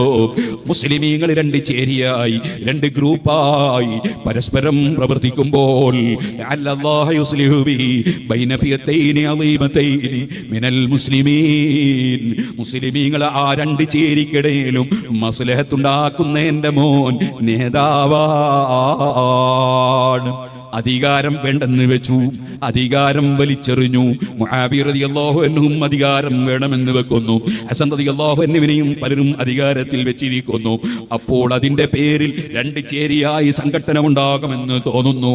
അപ്പോൾ ഹസൻ റളിയല്ലാഹു അൻഹു എനിക്ക് അധികാരം വേണ്ട, എനിക്ക് സ്ഥാനം വേണ്ട, അത് വലിച്ചെറിയുന്നു ഹസൻ റളിയല്ലാഹു അൻഹു. അത് ഇമാം ബുഖാരി റിപ്പോർട്ട് ചെയ്യുന്ന ഹദീസിൽ കാണാം. പക്ഷേ ഹസൻ റളിയല്ലാഹു അൻഹുവിന്റെ പക്ഷത്ത് നിന്നുകൊണ്ട് ഗ്രൂപ്പ് വഴക്കുണ്ടാക്കിയ കുറെ ആളുകളുണ്ട്. ആ കക്ഷികൾ ഹസൻ റളിയല്ലാഹു അൻഹുവിനോട് അവർക്ക് അരിശം കൂടുന്നു. നിങ്ങളെ കൂടെ നമ്മൾ നിന്നിട്ട് നിങ്ങൾ ഈ സ്ഥാനം വലിച്ചെറിഞ്ഞ് പോയപ്പോ പിന്നിൽ നടക്കുന്ന നമ്മൾ വഴിപിടിച്ചില്ലേ എന്ന നിലക്ക് അനുയായികൾക്ക് ദേഷ്യം പിടിക്കുന്നു. അവര് ഹസൻ റളിയല്ലാഹു അൻഹുവിനോട് പറയുന്നു, അതേ ഇന്നലെ വരെ നിങ്ങളെ നമ്മൾ വിളിച്ചത് യാ അമീറൽ മുഅ്മിനീൻ, മുഅ്മിനീങ്ങളെ നേതാവായവരെ എന്നാണ്. ഇപ്പോൾ ഞങ്ങൾ നിങ്ങളെ വിളിക്കുന്നത് അമീറുൽ മുഅ്മിനീൻ എന്നല്ല, യാ ആറൽ മുഅ്മിനീൻ, മുഅ്മിനീങ്ങൾക്ക് അപമാനമായ മനുഷ്യ, നിങ്ങളെ പിന്നാലെ നടന്നിട്ട് ഞങ്ങൾക്ക് അപമാനമായില്ലേ? സുബ്ഹാനല്ലാഹ്. അതിന് മഹാനായ സയ്യിദുനാ ഹസൻ റളിയല്ലാഹു അൻഹു പറഞ്ഞ ഒരു മറുപടിയുണ്ട്. അന്നാ അതേ അൽആറു ഖൈറും മിനന്നാർ, അൽആറു ഖൈറും മിനന്നാർ. അധികാരത്തിന് വേണ്ടി പടം വലിക്കുന്നത്, അധികാരത്തിന് വേണ്ടി ചിന്തിക്കുന്നത്, അധികാരത്തിന് വേണ്ടി പ്രവർത്തിച്ച് മുഅ്മിനീങ്ങൾക്കിടയിൽ ഭിന്നത സൃഷ്ടിക്കുന്നത് അത് നരകത്തിലേക്കുള്ള വഴിയാണ്. അൽആറു ഖൈറും മിനന്നാർ. ആ നരകത്തെക്കാൾ എത്രയോ നല്ലത് നിങ്ങളെ ദൃഷ്ടിയിൽ അപമാനമെന്നല്ലേ? ആ അപമാനം എത്രയോ ഖൈറാണ് കേട്ടോ. മഹാനായ ഹസൻ റളിയല്ലാഹു അൻഹുവിന്റെ മറുപടി ഇരിക്കട്ടെ സുഹൃത്തുക്കളെ. നബി സല്ലല്ലാഹു അലൈഹി വസല്ലമ തങ്ങളെ സഹാബത്തിന്റെ സ്വഭാവം അങ്ങനെയല്ലേ? ഖുർആൻ അവരെ കുറിച്ച് പറഞ്ഞത് തന്നെ, ഇന്നല്ലദീന യഖുദ്ദൂന അസ്വാതഹും ഇൻദ റസൂലില്ലാഹി ഉലൈകല്ലദീന ഇംതഹനല്ലാഹു ഖുലൂബഹും ലിത്തഖ്വാ. തഖ്വക്ക് വേണ്ടി ഹൃദയം അല്ലാഹു തആല സെലക്ട് ചെയ്തിട്ടുള്ളവരാണ് സഹാബത്ത്. അവർ ഹബീബ് നബി സല്ലല്ലാഹു അലൈഹി വസല്ലമ തങ്ങളെ മുന്നിൽ വെച്ച് ശബ്ദത്തിൽ സംസാരിക്കൂല, അതോടെ ഗുരുത്വത്തോടെ പതുങ്ങി മാത്രമേ സംസാരിക്കൂ. ആ സഹാബത്ത് അവർ ഹൃദയം സെലക്ട് ചെയ്യപ്പെട്ടവരാണ്. അങ്ങനെ വിനയാന്വിതരായി ജീവിച്ച സഹാബത്ത്, മറ്റുള്ളവർക്ക് വലിയ പരിഗണന നൽകിയ സഹാബത്ത്, എല്ലാവർക്കും നന്മ മാത്രം വിതറിയ സഹാബത്ത്. ആ സഹാബത്ത് വജഅദൂ ബി അംവാലിൻ വബഉ നുഫൂസഹും ലിദീനിൽ ഹുദാ ഫീ കുല്ലി മൗതീനി വസ്വതി. ബദ്ർ മൗലിദ് ഓതുമ്പോൾ നമ്മൾ ഓതുകയാണ്, അവർ അവരുടെ ശരീരവും സമ്പത്തും അല്ലാഹുവിന് വേണ്ടി സമർപ്പിച്ചു, അല്ലാഹുവിന് വേണ്ടി സമർപ്പിച്ചു. നമ്മളും അങ്ങനെയാകണം. ഏത് വിഷയം നടക്കുമ്പോഴും പടച്ചവന് വേണ്ടിയായിരിക്കണം, അല്ലാതെ നമുക്ക് സ്ഥാനം കിട്ടാൻ വേണ്ടിയായി പോകരുത്, നമുക്ക് പേര് ലഭിക്കാൻ വേണ്ടിയായി പോകരുത്, നമുക്ക് കാര്യം ലഭിക്കാൻ വേണ്ടിയാകരുത്, ജനങ്ങൾ നമ്മളെ ബഹുമാനിച്ച് പുകഴ്ത്തി പറയാൻ വേണ്ടിയാകരുത്. എങ്കിൽ നമ്മുടെ പ്രവർത്തനങ്ങൾ മുഴുവനും പൊളിഞ്ഞുപോയി, യാതൊരു ഫലവുമില്ലാത്ത വെറും ധൂളി പോലെ ആയിപ്പോയി. അങ്ങനെ ആയി പോകരുത്. ഏത് കാര്യം ചെയ്യുമ്പോഴും എന്റെ രഹസ്യം അറിയുന്നവനാണ് റബ്ബ്, എന്റെ മനസ്സ് വായിക്കുന്നവനാണ് റബ്ബ്, എന്റെ ചിന്ത അറിയുന്നവനാണ് റബ്ബ്. അലാ യഅലമു മൻ ഖലഖ വഹുവൽ ലതീഫുൽ ഖബീർ. സൃഷ്ടിച്ച പടച്ചവൻ അറിയാതിരിക്കുമോ? എനിക്ക് ഹാർട്ടുണ്ട്, എനിക്ക് കിഡ്നിയുണ്ട്, എനിക്ക് അതാ ബ്രെയിനുണ്ട്, എനിക്ക് കരളുണ്ട്, എനിക്ക് ശ്വാസകോശമുണ്ട്. അങ്ങനെ എൻ്റെ ശരീരത്തിന്റെ അന്തർഭാഗത്ത് എന്തെല്ലാം ഉപകരണങ്ങളാണ്. അതൊന്നും ഞാൻ ചോദിച്ചിട്ട് തന്നതല്ല, ഞാൻ വാശി പിടിച്ച് വാങ്ങിയതല്ല. എൻ്റെ റബ്ബ് എനിക്ക് സൃഷ്ടിച്ചു തന്നതാണ്. ആ ബ്രെയിൻ വർക്ക് ചെയ്യിപ്പിക്കുന്നവൻ റബ്ബാണ്, എൻ്റെ ഹാർട്ട് വർക്ക് ചെയ്യിപ്പിക്കുന്നവൻ റബ്ബാണ്, എൻ്റെ കിഡ്നി വർക്ക് ചെയ്യിപ്പിക്കുന്നവൻ റബ്ബാണ്. ഞാനിപ്പോൾ മഗ്രിബിനൊരു വീട്ടിൽ താമസിക്കാൻ പോയി, അഥവാ താമസിക്കുന്ന വീട്ടിൽ ഉദ്ഘാടനത്തിന് പോയി. അല്ലാഹുവേ, ആ വീട്ടുകാരന്റെ കുട്ടിയുടെ രോഗം നീ പരിപൂർണമായി ശിഫയാക്കണം അല്ലാ. പ്രസവിക്കപ്പെട്ട കുട്ടി, ആ കുട്ടിയുടെ കിഡ്നിയിൽ നിന്ന് താഴോട്ടേക്ക് മൂത്രം പോകുന്നതിന് പകരം മേൽപോട്ടേക്ക് വരുന്നു. അതിന്റെ പേരിൽ ഓപ്പറേഷൻ പലതും കഴിഞ്ഞു. ഇപ്പോഴും ആ കുട്ടിയുടെ ആ വിഷയം പരിഹരിക്കപ്പെട്ടിട്ടില്ല. എന്റെ മുന്നിൽ കൊണ്ടുവന്നപ്പോൾ പടച്ച റബ്ബിന്റെ ഖുർആൻ ഓതി മന്ത്രിച്ചു കൊടുത്തു. പരിശുദ്ധ ഖുർആൻ, അലൈക്കും ബിശ്ശിഫാഇനി അൽ ഖുർആൻ വൽ അസൽ. തേന് രോഗശമനത്തിന് കാരണമാണ്. പരിശുദ്ധ ഖുർആനും രോഗശമനത്തിന് കാരണമാണ്. ഖുർആനും മന്ത്രിച്ചാൽ ഫലമാണ്. പക്ഷേ വിശ്വാസമുള്ളവർക്ക് വിശ്വാസമില്ലാത്തവരെ കുറിച്ചല്ലല്ലോ റബ്ബ് തന്നെ പറഞ്ഞില്ലേ, വനുനസ്സിലു മിനൽ ഖുർആനി മാ ഹുവ ശിഫാഉൻ വറഹ്മത്തുൽ ലിൽ മുഅ്മിനീൻ. ഖുർആനിൽ നമ്മൾ ഇറക്കുന്നുണ്ട് മാ ഹുവ ശിഫാ, അത് രോഗശമനമാണ്, വറഹ്മത്തുൻ കാരുണ്യമാണ്. ആർക്ക്? ലിൽ മുഅ്മിനീൻ, വിശ്വസിക്കുന്നവർക്കാണ്. മന്ത്രത്തിൽ വിശ്വാസമില്ലാത്തവന്, ഖുർആനിന്റെ മഹിമയെക്കുറിച്ച് വിശ്വാസമില്ലാത്തവന്, ഖുർആനിന്റെ ബറക്കത്തിനെ കുറിച്ച് വിശ്വാസമില്ലാത്തവന് ഫലം കിട്ടിക്കൊള്ളണമെന്നില്ല. വനുനസ്സിലു മിനൽ ഖുർആനി മാ ഹുവ ശിഫാഉൻ വറഹ്മത്തുൽ ലിൽ മുഅ്മിനീൻ. വിശ്വസിക്കുന്നവർക്ക് രോഗശമനമാണ്. ആ ഖുർആൻ ധാരാളം പാരായണം ചെയ്യണം ഉമ്മമാരെ. നമ്മൾ ഏത് സമയത്തും വാട്സപ്പിലാണ്, പലപ്പോഴും ടെലിഫോണിലാണ്. ആവശ്യമുള്ളതിന് പലപ്പോഴും നമുക്ക് സമയം കിട്ടുന്നില്ല. അങ്ങനെയായി പോകരുത് എൻ്റെ ചെറുപ്പക്കാരെ. അനാവശ്യമായ സംസാരങ്ങൾ നിർത്തിക്കളയണം. നമ്മളെപ്പോൾ നോക്കിയാലും വേറൊരുത്തൻ്റെ കുറ്റം പറയുന്ന സ്വഭാവം, ആ സ്വഭാവം വലിച്ചെറിയണം. അത് നമ്മുടെ പാരത്രിക ലോകത്തിന് ഗുണകരമല്ല. നമ്മളോട് മറ്റുള്ളവരുടെ കുറ്റം പറയാൻ അല്ലാഹു ഏൽപ്പിച്ചിട്ടില്ല. ഒരാൾ തെറ്റ് ചെയ്യുന്നതായി ശ്രദ്ധയിൽപ്പെട്ടാൽ സ്വകാര്യത്തിൽ വിളിച്ച് നല്ല മനസ്സോടെ സൗമ്യമായി ഉപദേശിക്കുന്നത് നല്ലതാണ്. നേരെ മറിച്ച് ഒരു മനുഷ്യനെ എപ്പോഴും ഇങ്ങനെ കുറ്റം പറഞ്ഞു നടക്കുന്നത് ഒരിക്കലും ഒരു മുസ്ലിമിന് അനുയോജ്യമല്ല. മുസ്ലിമിന്റെ ഡ്യൂട്ടിയല്ല. നമുക്ക് റബ്ബ് നാവ് തന്നത് മറ്റൊരാളെ ഇൻസൾട്ട് ആക്കാനല്ല. പടച്ച റബ്ബിന്റെ അടുക്കൽ ആരാ രക്ഷപ്പെടുന്നതെന്ന് ആർക്കറിയാം? നമ്മുടെ അധികാരത്തിലല്ലല്ലോ. സുബ്ഹാനല്ലാഹ്. വളരെ നല്ല നിലയ്ക്ക് ജീവിച്ച് നടന്നവൻ ഒരുപക്ഷെ അവസാനം ചീത്തയായി പോയാലോ? പടച്ച റബ്ബ് കാക്കട്ടെ. വളരെ മോശമായി നടന്നവൻ അവസാനം അങ്ങ് നന്നായാലോ നമുക്ക് വിധി പറയാൻ പറ്റുമോ? അതുകൊണ്ടല്ലേ ഇമാം ഗസ്സാലി റളിയല്ലാഹു അൻഹു ഉപദേശിച്ചത്, ഓ മനുഷ്യ, നീ ഒരു സാധാരണക്കാരനെ കണ്ടാൽ അവന്റെ ജീവിതത്തിൽ പല തെറ്റുകളും നിനക്ക് അനുഭവത്തിൽ അറിയാൻ കഴിഞ്ഞാൽ നീ അവനെ നിസ്സാരപ്പെടുത്തണ്ട. അവൻ ഒരു പക്ഷേ ആ തെറ്റ് ചെയ്യുമ്പോഴും അവൻ ഒരു പക്ഷേ ആ തെറ്റിന്റെ ഗൗരവം അറിയാത്തത് കൊണ്ടായിരിക്കാം നീ അവനെ നിസ്സാരപ്പെടുത്തി ഞാനൊരു വലിയവനാണെന്ന തോന്നല് വേണ്ട. കാരണം നീ ഒരു വിവരമുള്ളവനാണെങ്കിൽ നീ ഒരു തെറ്റ് ചെയ്യുമ്പോൾ വിവരമുണ്ടായിട്ട് ചെയ്തതിനാൽ നിന്നെ റബ്ബ് വെറുതെ വിടാതിരിക്കുകയും അറിവില്ലാതെ ചെയ്തു പോയ സാധാരണക്കാരന് റബ്ബ് പണ്ഡിതന്മാര് നന്നായി ചിന്തിക്കണം. ഇതേപോലെ സാധാരണക്കാരോട് ഇമാം ഗസ്സാലി റളിയല്ലാഹു അൻഹു പറഞ്ഞില്ലേ, നീ ഒരു സാധാരണക്കാരനാണെങ്കിൽ നീ ഏതെങ്കിലും ഒരു പണ്ഡിതന്റെ ജീവിതത്തിൽ ഒരു തെറ്റ് നിന്റെ ദൃഷ്ടിയിൽപ്പെട്ടാൽ അദ്ദേഹത്തെ നീ നിസാരപ്പെടുത്തണ്ട. ഒരു പക്ഷേ അദ്ദേഹത്തിന് പടച്ച റബ്ബിന്റെ ദീനിനെ കുറിച്ചുള്ള അറിവെങ്കിലും ഉണ്ടല്ലോ. സാധാരണക്കാരനായ എനിക്ക് അറിവും ഇല്ലല്ലോ എന്ന നിലക്ക് നീ പണ്ഡിതനെ ആദരിക്കുകയാണ് വേണ്ടത്. അങ്ങനെ ഉപദേശിച്ച ഇമാം ഗസ്സാലി തങ്ങൾ ചെറുപ്പക്കാരോട് പറഞ്ഞില്ലേ, മോനെ, പ്രായമുള്ളവരെ കാണുമ്പോ 75-80 വയസ്സുണ്ട്, ആ ആളെ കാണുമ്പോൾ നീ ചിന്തിക്കണം, ഇദ്ദേഹം ഇപ്പോൾ മരിച്ചു പോയാൽ ഇദ്ദേഹത്തിന് ഒരു 10-65 കൊല്ലത്തെ ഇബാദത്തുണ്ടല്ലോ. അതേ പള്ളിയിൽ വരുന്ന ആളാണല്ലോ, നിസ്കരിക്കുന്ന ആളാണല്ലോ, അൽക്ക് പോതാറുണ്ടല്ലോ, ദിക്റിന്റെ സദസ്സിൽ പങ്കെടുക്കാറുണ്ടല്ലോ. അദ്ദേഹത്തിന് വയസ്സ് കുറെ ആയില്ലേ. ഇന്ന് മരിച്ചു പോയാൽ കുറെ വർഷത്തെ ഇബാദത്തും കൊണ്ട് അല്ലാഹുവിന്റെ അടുക്കിലേക്ക് പോകാനുള്ള ഭാഗ്യം അപ്രായമുള്ള മനുഷ്യനുണ്ടല്ലോ. ചെറുപ്പക്കാരാ, നീ പ്രായമുള്ളവർക്ക് ആദരവ് നൽകണം. ഓ കാരണവന്മാരെ, ഒരു ചെറുപ്പക്കാരനെ കാണുമ്പോ ഒരു പക്ഷേ അവനിൽ ചില അപാകതകൾ ശ്രദ്ധയിൽപ്പെട്ടാൽ തന്നെ അതേ 18 വയസ്സുള്ള ചെറുപ്പക്കാരനാണോ, നീ ചിന്തിക്കണം, ഈ ചെറുപ്പക്കാരൻ ഇപ്പോൾ മരിച്ചാൽ 15 വയസ്സ് മുതൽക്കുള്ള തെറ്റുകൾ അവന് രേഖപ്പെടുത്തിയാൽ തന്നെ 3 കൊല്ലത്തെ തെറ്റല്ലേ അവന് പടച്ചറബിന്റെ മുമ്പിൽ മറുപടി പറയേണ്ടതുള്ളൂ. 80 കൊല്ലം ഇവിടെ ജീവിച്ച ഞാൻ എത്ര വർഷത്തെ തെറ്റിനെ കുറിച്ച് റബ്ബിനോട് മറുപടി പറയേണ്ടതുണ്ട്. അങ്ങനെ നീ ചെറുപ്പക്കാരനെ കാണുമ്പോ അവനെയും നീ നിസ്സാരപ്പെടുത്തണ്ട, പ്രായമുള്ളവരെയും നിസ്സാരപ്പെടുത്തണ്ട, പണ്ഡിതന്മാരെയും നിന്ദിക്കണ്ട, അതേ സാധാരണക്കാരെയും നിന്ദിക്കണ്ട. അതാ നിന്റെ ഭാര്യ ഒരുപക്ഷേ നിന്റെ കസ്റ്റഡിയിൽ ജീവിക്കും ജീവിക്കുന്നവളാകാം. പക്ഷേ നീ അഹങ്കാരം കാണിച്ച് ആ ഭാര്യയെ ഇൻസൾട്ടാക്കി സംസാരിക്കണ്ട. ഒരു പക്ഷേ പടച്ചവന്റെ അടുക്കൽ നിന്റെ മുന്നിൽ സ്വർഗത്തിലേക്ക് പോകുന്ന പെണ്ണായിരിക്കാം. ഭാര്യയല്ലേ എന്ന് മനസ്സിലാക്കി നിന്റെ ഭാര്യയെ നീ നിസാരപ്പെടുത്തണ്ട.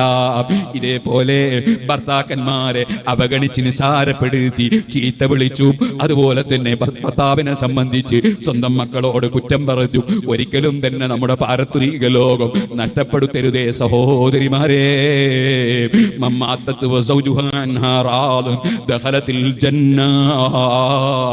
ഭർത്താവിന്റെ പൊരുത്തം വാങ്ങി മരിക്കുന്ന പെണ്ണ് സ്വർഗത്തിൽ കടന്നുവെന്നല്ലേ നബി സല്ലല്ലാഹു അലൈഹി വസല്ലം പറഞ്ഞത്.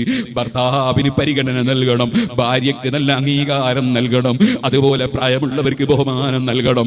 അതേ മുതഅല്ലിമീങ്ങളോട് സ്നേഹം വേണം, ഇൽമു പഠിപ്പിക്കുന്ന ഉസ്താദുമാരോട് ആദരവ് വേണം.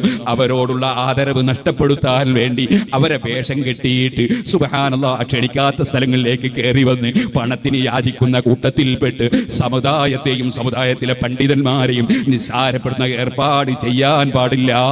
അത് സമുദായത്തോട് ചെയ്യുന്ന അക്രമമാണ്. ഈ ഉമ്മത്തിനോട് നമുക്ക് കടപ്പാടുണ്ട്. ആ കടപ്പാട് വീട്ടിൽ ജീവിക്കുന്നവരാകാൻ നമ്മളെല്ലാവരും പരിശ്രമിക്കേണ്ടതുണ്ട്. സുബ്ഹാനല്ലാഹ്, ഞാൻ ഒരു തെറ്റായ പ്രവർത്തനം തലപ്പാവും ധരിച്ച് നീളക്കുപ്പായവും ധരിച്ച് എനിക്കൊരു വിവരവുമില്ലെങ്കിലും ഞാനൊരു തെറ്റായ കാര്യം ചെയ്താൽ ജനങ്ങൾ ധരിക്കുക അതിനൊരു പണ്ഡിതനാണ്, ഈ പണ്ഡിതൻ ഇങ്ങനെയായിപ്പോയല്ലോ എന്നാണ്. അത് ആലിമീങ്ങളെ നിസ്സാരപ്പെടുത്തലാണ്. അതുകൊണ്ടാണ് ആലിമിന്റെ വേഷം സാധാരണക്കാരൻ ധരിക്കാൻ പാടില്ല എന്ന് ഇമാമിങ്ങൾ പറഞ്ഞത്. ആലിമിന്റെ വേഷം ആലിമീങ്ങൾക്ക് ധരിക്കാനുള്ളതാണ്, സാധാരണക്കാരൻ ധരിക്കാൻ പാടില്ല. സാധാരണക്കാരുടെ വേഷത്തിൽ ആലിമീങ്ങളും നടക്കാൻ പാടില്ല. ആലിമീങ്ങളെ വേഷത്തിൽ നടക്കണം. അല്ലെങ്കിൽ wudu എടുക്കുന്ന സമയത്ത് ഒരു തെറ്റ് ചൂണ്ടിക്കാണിച്ചാൽ ഓടാന്ന് പറയും, പറഞ്ഞാൽ ആരും ഉപദേശം സ്വീകരിക്കൂല. ആലിമിന്റെ വേഷം വേണം. അതേപോലെ സാധാരണക്കാരന്റെ വേഷം വേണം, അല്ലെങ്കിൽ സമുദായത്തിന് അത് ഭീഷണിയാണ്. ഇതേപോലെ നമ്മുടെ സമുദായത്തെ സംബന്ധിച്ച് മറ്റുള്ളവർക്ക് ദുഷിച്ചു പറയാനുള്ള അവസരങ്ങൾ ഉണ്ടാക്കാൻ പാടില്ല. സുബ്ഹാന ജല്ല ജലാലുഹു. സുഹൃത്തുക്കളെ, വളരെയേറെ ശ്രദ്ധിക്കണം. സ്നേഹത്തോടെ പറയാണ്, വളരെ സ്നേഹത്തോടെ പറയാണ്. ഞാൻ നേരത്തെ സൂചിപ്പിച്ചില്ലേ, ഏറ്റവും വലിയ ഉപകാരം ചെയ്യുന്നവൻ ആഖിറത്തിന്റെ വിഷയത്തിൽ ഉപകാരം ചെയ്യുന്നവനാണ്. നമ്മളെ ഉപദേശിക്കുന്നവൻ നമ്മുടെ ശത്രുക്കളാണെന്ന് കരുതരുത്. നമ്മളെ ഡോക്ടർമാരെ ഉപദേശിക്കുന്നു. അങ്ങനെ ഉപദേശിക്കുമ്പോൾ നീ നാളെ മുതൽ പഞ്ചസാര ഇട്ട ചായ കുടിക്കേണ്ട മോനെ, നിനക്ക് ഷുഗർ ഉണ്ട്, അപകടമാണ്, നിന്റെ കാല് പഴുത്താൽ. സുബ്ഹാനല്ലാഹ്, ഇന്ന് ഞാൻ ഒരു രോഗിയെ കാണാൻ പോയി. അദ്ദേഹത്തിന്റെ കാലിന്റെ ഭാഗം പഴുത്തിട്ട് എത്രയോ ദിവസങ്ങളായി ആശുപത്രിയിലായിരുന്നു. എന്നിട്ട് വലിയ ഒരു ഏരിയ തന്നെ ചൂഴ്ന്നെടുത്തു കളഞ്ഞിരിക്കുന്നു. അല്ലാഹുവേ, നീ അദ്ദേഹത്തിന്റെ രോഗം പെട്ടെന്ന് സുഖപ്പെടുത്തണം റഹ്മാനെ. നിനക്ക് പഞ്ചസാരയുടെ രോഗം കൂടിയാൽ, നിനക്ക് ഷുഗറിന്റെ അസുഖം കൊണ്ട് നിനക്ക് രോഗം വരും. നീ പഞ്ചസാരയിട്ട് ചായ കുടിക്കണ്ട, അല്ലെങ്കിൽ നീ ലഡു തിന്നണ്ട, നീ ജിലേബി ഉപയോഗിക്കണ്ട എന്ന് പറയുമ്പോ, ഞാനൊരു മധുരമുള്ള തിന്നുന്നത് ഈ ഡോക്ടർ എനിക്ക് വിരോധിച്ചു എന്ന് ഡോക്ടറോട് നമുക്ക് വെറുപ്പുണ്ടാകാൻ പാടുണ്ടോ സുഹൃത്തുക്കളെ? നിങ്ങൾ ആ കുടിക്കുന്ന വെള്ളത്തിൽ വിഷം ചേർത്തിട്ടുണ്ട്, നിങ്ങളത് കുടിക്കണ്ട എന്നതറിയുന്ന ഒരാൾ പറഞ്ഞു തരുമ്പോ അദ്ദേഹത്തോട് വെറുപ്പുണ്ടാകാൻ പാടുണ്ടോ സുഹൃത്തുക്കളെ? ഇതുപോലെ നമ്മുടെ സമുദായം ഇജ്ജത്തോടെ നീങ്ങേണ്ട സമുദായമാണ്. വേറെ സമുദായത്തിന്റെ മുമ്പിൽ നിസ്സാരപ്പെടുത്തപ്പെടേണ്ടവരല്ല. ഞാൻ പലപ്പോഴും പല സമയത്തും പറഞ്ഞതാണ്, നമ്മൾ മാത്രമല്ല നാട്ടിൽ ജീവിക്കുന്നത്. നമ്മുടെ ഇന്ത്യ രാജ്യത്ത് മുസ്ലിങ്ങൾ ജീവിക്കുന്നുണ്ട്, ഹൈന്ദവർ ജീവിക്കുന്നുണ്ട്, ക്രൈസ്തവർ ജീവിക്കുന്നുണ്ട്, മതമുള്ളവർ ജീവിക്കുന്നുണ്ട്, മതമില്ലാത്തവർ ജീവിക്കുന്നുണ്ട്. അവരെല്ലാവരും വിവാഹം നടത്തുന്നുണ്ട്, അവർക്കെല്ലാം സന്താനങ്ങൾ ഉണ്ടാകുന്നുണ്ട്, അവരെല്ലാം കോപ്പ് കഴിക്കുന്നുണ്ട്, അവരെല്ലാവരും കല്യാണം നടത്തുന്നുണ്ട്, അവരെല്ലാവരും അങ്ങനെയുള്ള പരിപാടികളൊക്കെ നടത്തുന്നുണ്ട്. പക്ഷേ പോലീസ് സ്റ്റേഷനിൽ കേസ് വരുന്നത് മുസ്ലിം ചെറുപ്പക്കാരെ സംബന്ധിച്ച് മാത്രമായി പോകുന്നുണ്ടോ എന്ന് നമ്മൾ ശ്രദ്ധിക്കണം. ഒരു പുതിയാപ്പളുടെ കൂടെ പോകുമ്പോൾ അതേപോലെ തന്നെ അതേ മറ്റൊരു അമുസ്ലിം സഹോദരനും പോകുന്നില്ലേ അവന്റെ ഭാര്യ വീട്ടിലേക്ക്? അവിടെ ആഭാസങ്ങളൊന്നും കാണുന്നില്ലല്ലോ, അവിടെ വേറെ എന്തെങ്കിലും വേണ്ടാത്തത് കാണുന്നില്ലല്ലോ, നാട്ടുകാരെ കൊണ്ട് പറയിക്കുന്നില്ലല്ലോ, നാട്ടുകാരെ കൊണ്ടുപോയി ഞെട്ടിക്കാൻ കുറെ പടക്കം പൊട്ടിക്കുന്നത് കാണുന്നില്ലല്ലോ. അതേപോലെ തന്നെ സുബ്ഹാനല്ലാഹ്, അവരുടെ മതത്തിനെതിരായ കാര്യങ്ങളോ അവരുടെ സംസ്കാരത്തിനെതിരായ കാര്യങ്ങളോ അവരിൽ നമ്മൾ കാണുന്നില്ലല്ലോ. നേരെ മറിച്ച് മുസ്ലിങ്ങൾക്ക് മാത്രം, മുസ്ലിം ചെറുപ്പക്കാർക്ക് മാത്രം എന്തുകൊണ്ട് ഇങ്ങനെ സംഭവിച്ചു പോകുന്നു എന്നത് ഒരല്പം നെഞ്ഞത്ത് കൈവച്ച് ചിന്തിക്കേണ്ടതില്ലേ മുസ്ലിമീങ്ങളെ? നമ്മൾ ആലോചിക്കേണ്ടതില്ലേ? നമ്മുടെ സമുദായം മറ്റുള്ളവരുടെ മുമ്പിൽ ചോദ്യചിഹ്നമാകാൻ പാടുണ്ടോ? എന്താണ് മുസ്ലിമീങ്ങൾക്ക് പ്രശ്നം? ഫലസ്തീനിൽ പ്രശ്നമാണ്, അതേ ലെബനാനിൽ പ്രശ്നമാണ്, സിറിയയിൽ പ്രശ്നമാണ്, ലോകം മുഴുക്കെ പ്രശ്നമാണ്, എല്ലാ സ്ഥലത്തും പ്രശ്നമാണ്, ഇന്ത്യയിലും പ്രശ്നമാണ് എന്ന് പറഞ്ഞ് മുദ്രാവാക്യം വിളിക്കാൻ നമ്മൾ ഒരുപാട് ആളുകളുണ്ട്. അതേ അതിന് സമ്മേളനം ചേരാൻ നമ്മളുണ്ട്. സമ്മേളനം ചേർന്നാൽ എന്നെ പോലത്തെ പ്രസംഗകന് സ്റ്റേജുമൊക്കെ കയറിയിട്ട് നന്നായിട്ട് പറഞ്ഞ് ആളുകളെ കയ്യടി വാങ്ങാൻ ചിലപ്പോൾ കഴിഞ്ഞു എന്ന് വരും. അല്ലെ തക്ബീർ ടിക്കറ്റ് വാങ്ങാൻ കഴിഞ്ഞു എന്ന് വരും. പക്ഷേ ഞാൻ ചോദിക്കട്ടെ, സഹായിക്കുന്നവൻ ആരാ? വമൻ നസ്റു ഇല്ലാ മിൻ ഇൻദില്ലാഹിൽ അസീസിൽ ഹകീം. സഹായിക്കുന്നവൻ അല്ലാഹു മാത്രമാണെന്ന് ഖുർആൻ എവിടെയാണത് പറഞ്ഞത്?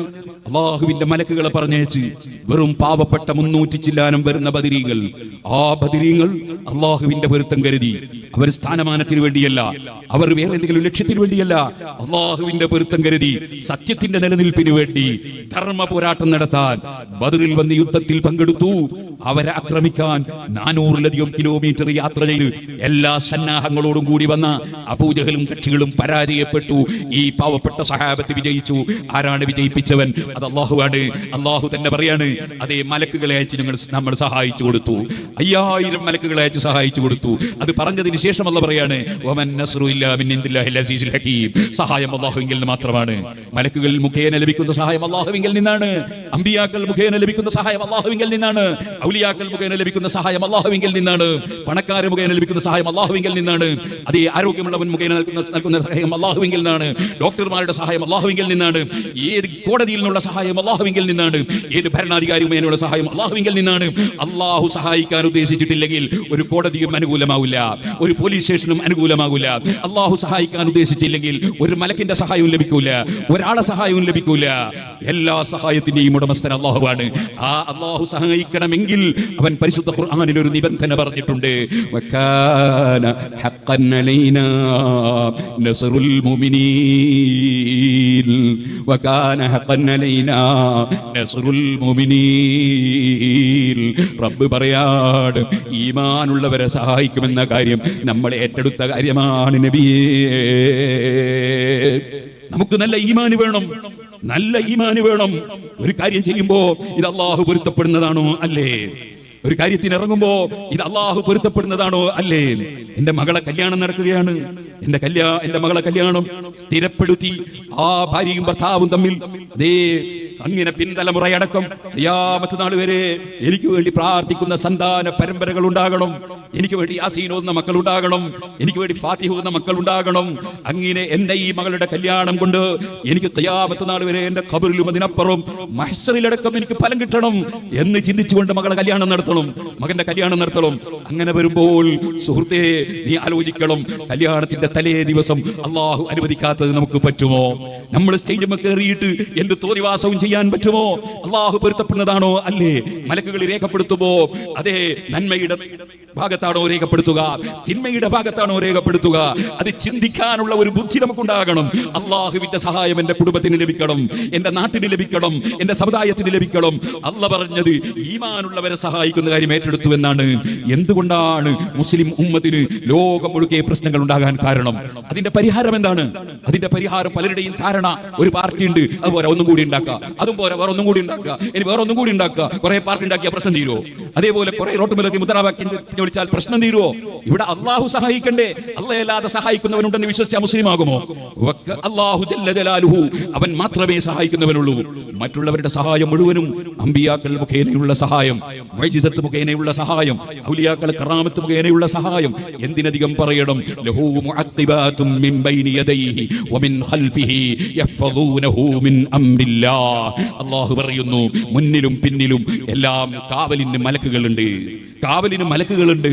ആ മലക്കുകൾ മുഖേനയുള്ള സഹായം, എല്ലാ സഹായങ്ങളും യജമാനനായ റബ്ബിൽ നിന്നാണ്. ആ റബ്ബ് പൊരുത്തപ്പെടാത്തത് ചെയ്താൽ റബ്ബിന്റെ സഹായം കിട്ടൂല. ചിലപ്പോൾ ആ സമയത്ത് റബ്ബ് ശിക്ഷിച്ചില്ലെന്ന് വരും. അതേ, ഞങ്ങൾ ഇങ്ങനെയെല്ലാം ചെയ്തിട്ടു ഞങ്ങൾക്ക് സാമ്പത്തികമായ പ്രശ്നമൊന്നുമില്ലല്ലോ, അല്ലെങ്കിൽ മറ്റ് വിഷയങ്ങളൊന്നുമില്ലല്ലോ എന്ന് ശൈത്താനിന്റെ മനസ്സിൽ തോന്നിപ്പിച്ചേക്കാം. നീ ഓർത്തോളണം, റബ്ബുക്കൽ ഗഫൂറു ദുർ റഹ്മ ലൗ യുആഖിദുഹും ബിമാ കസബൂ ലഅജ്ജല ലഹുമുൽ അദാബ്.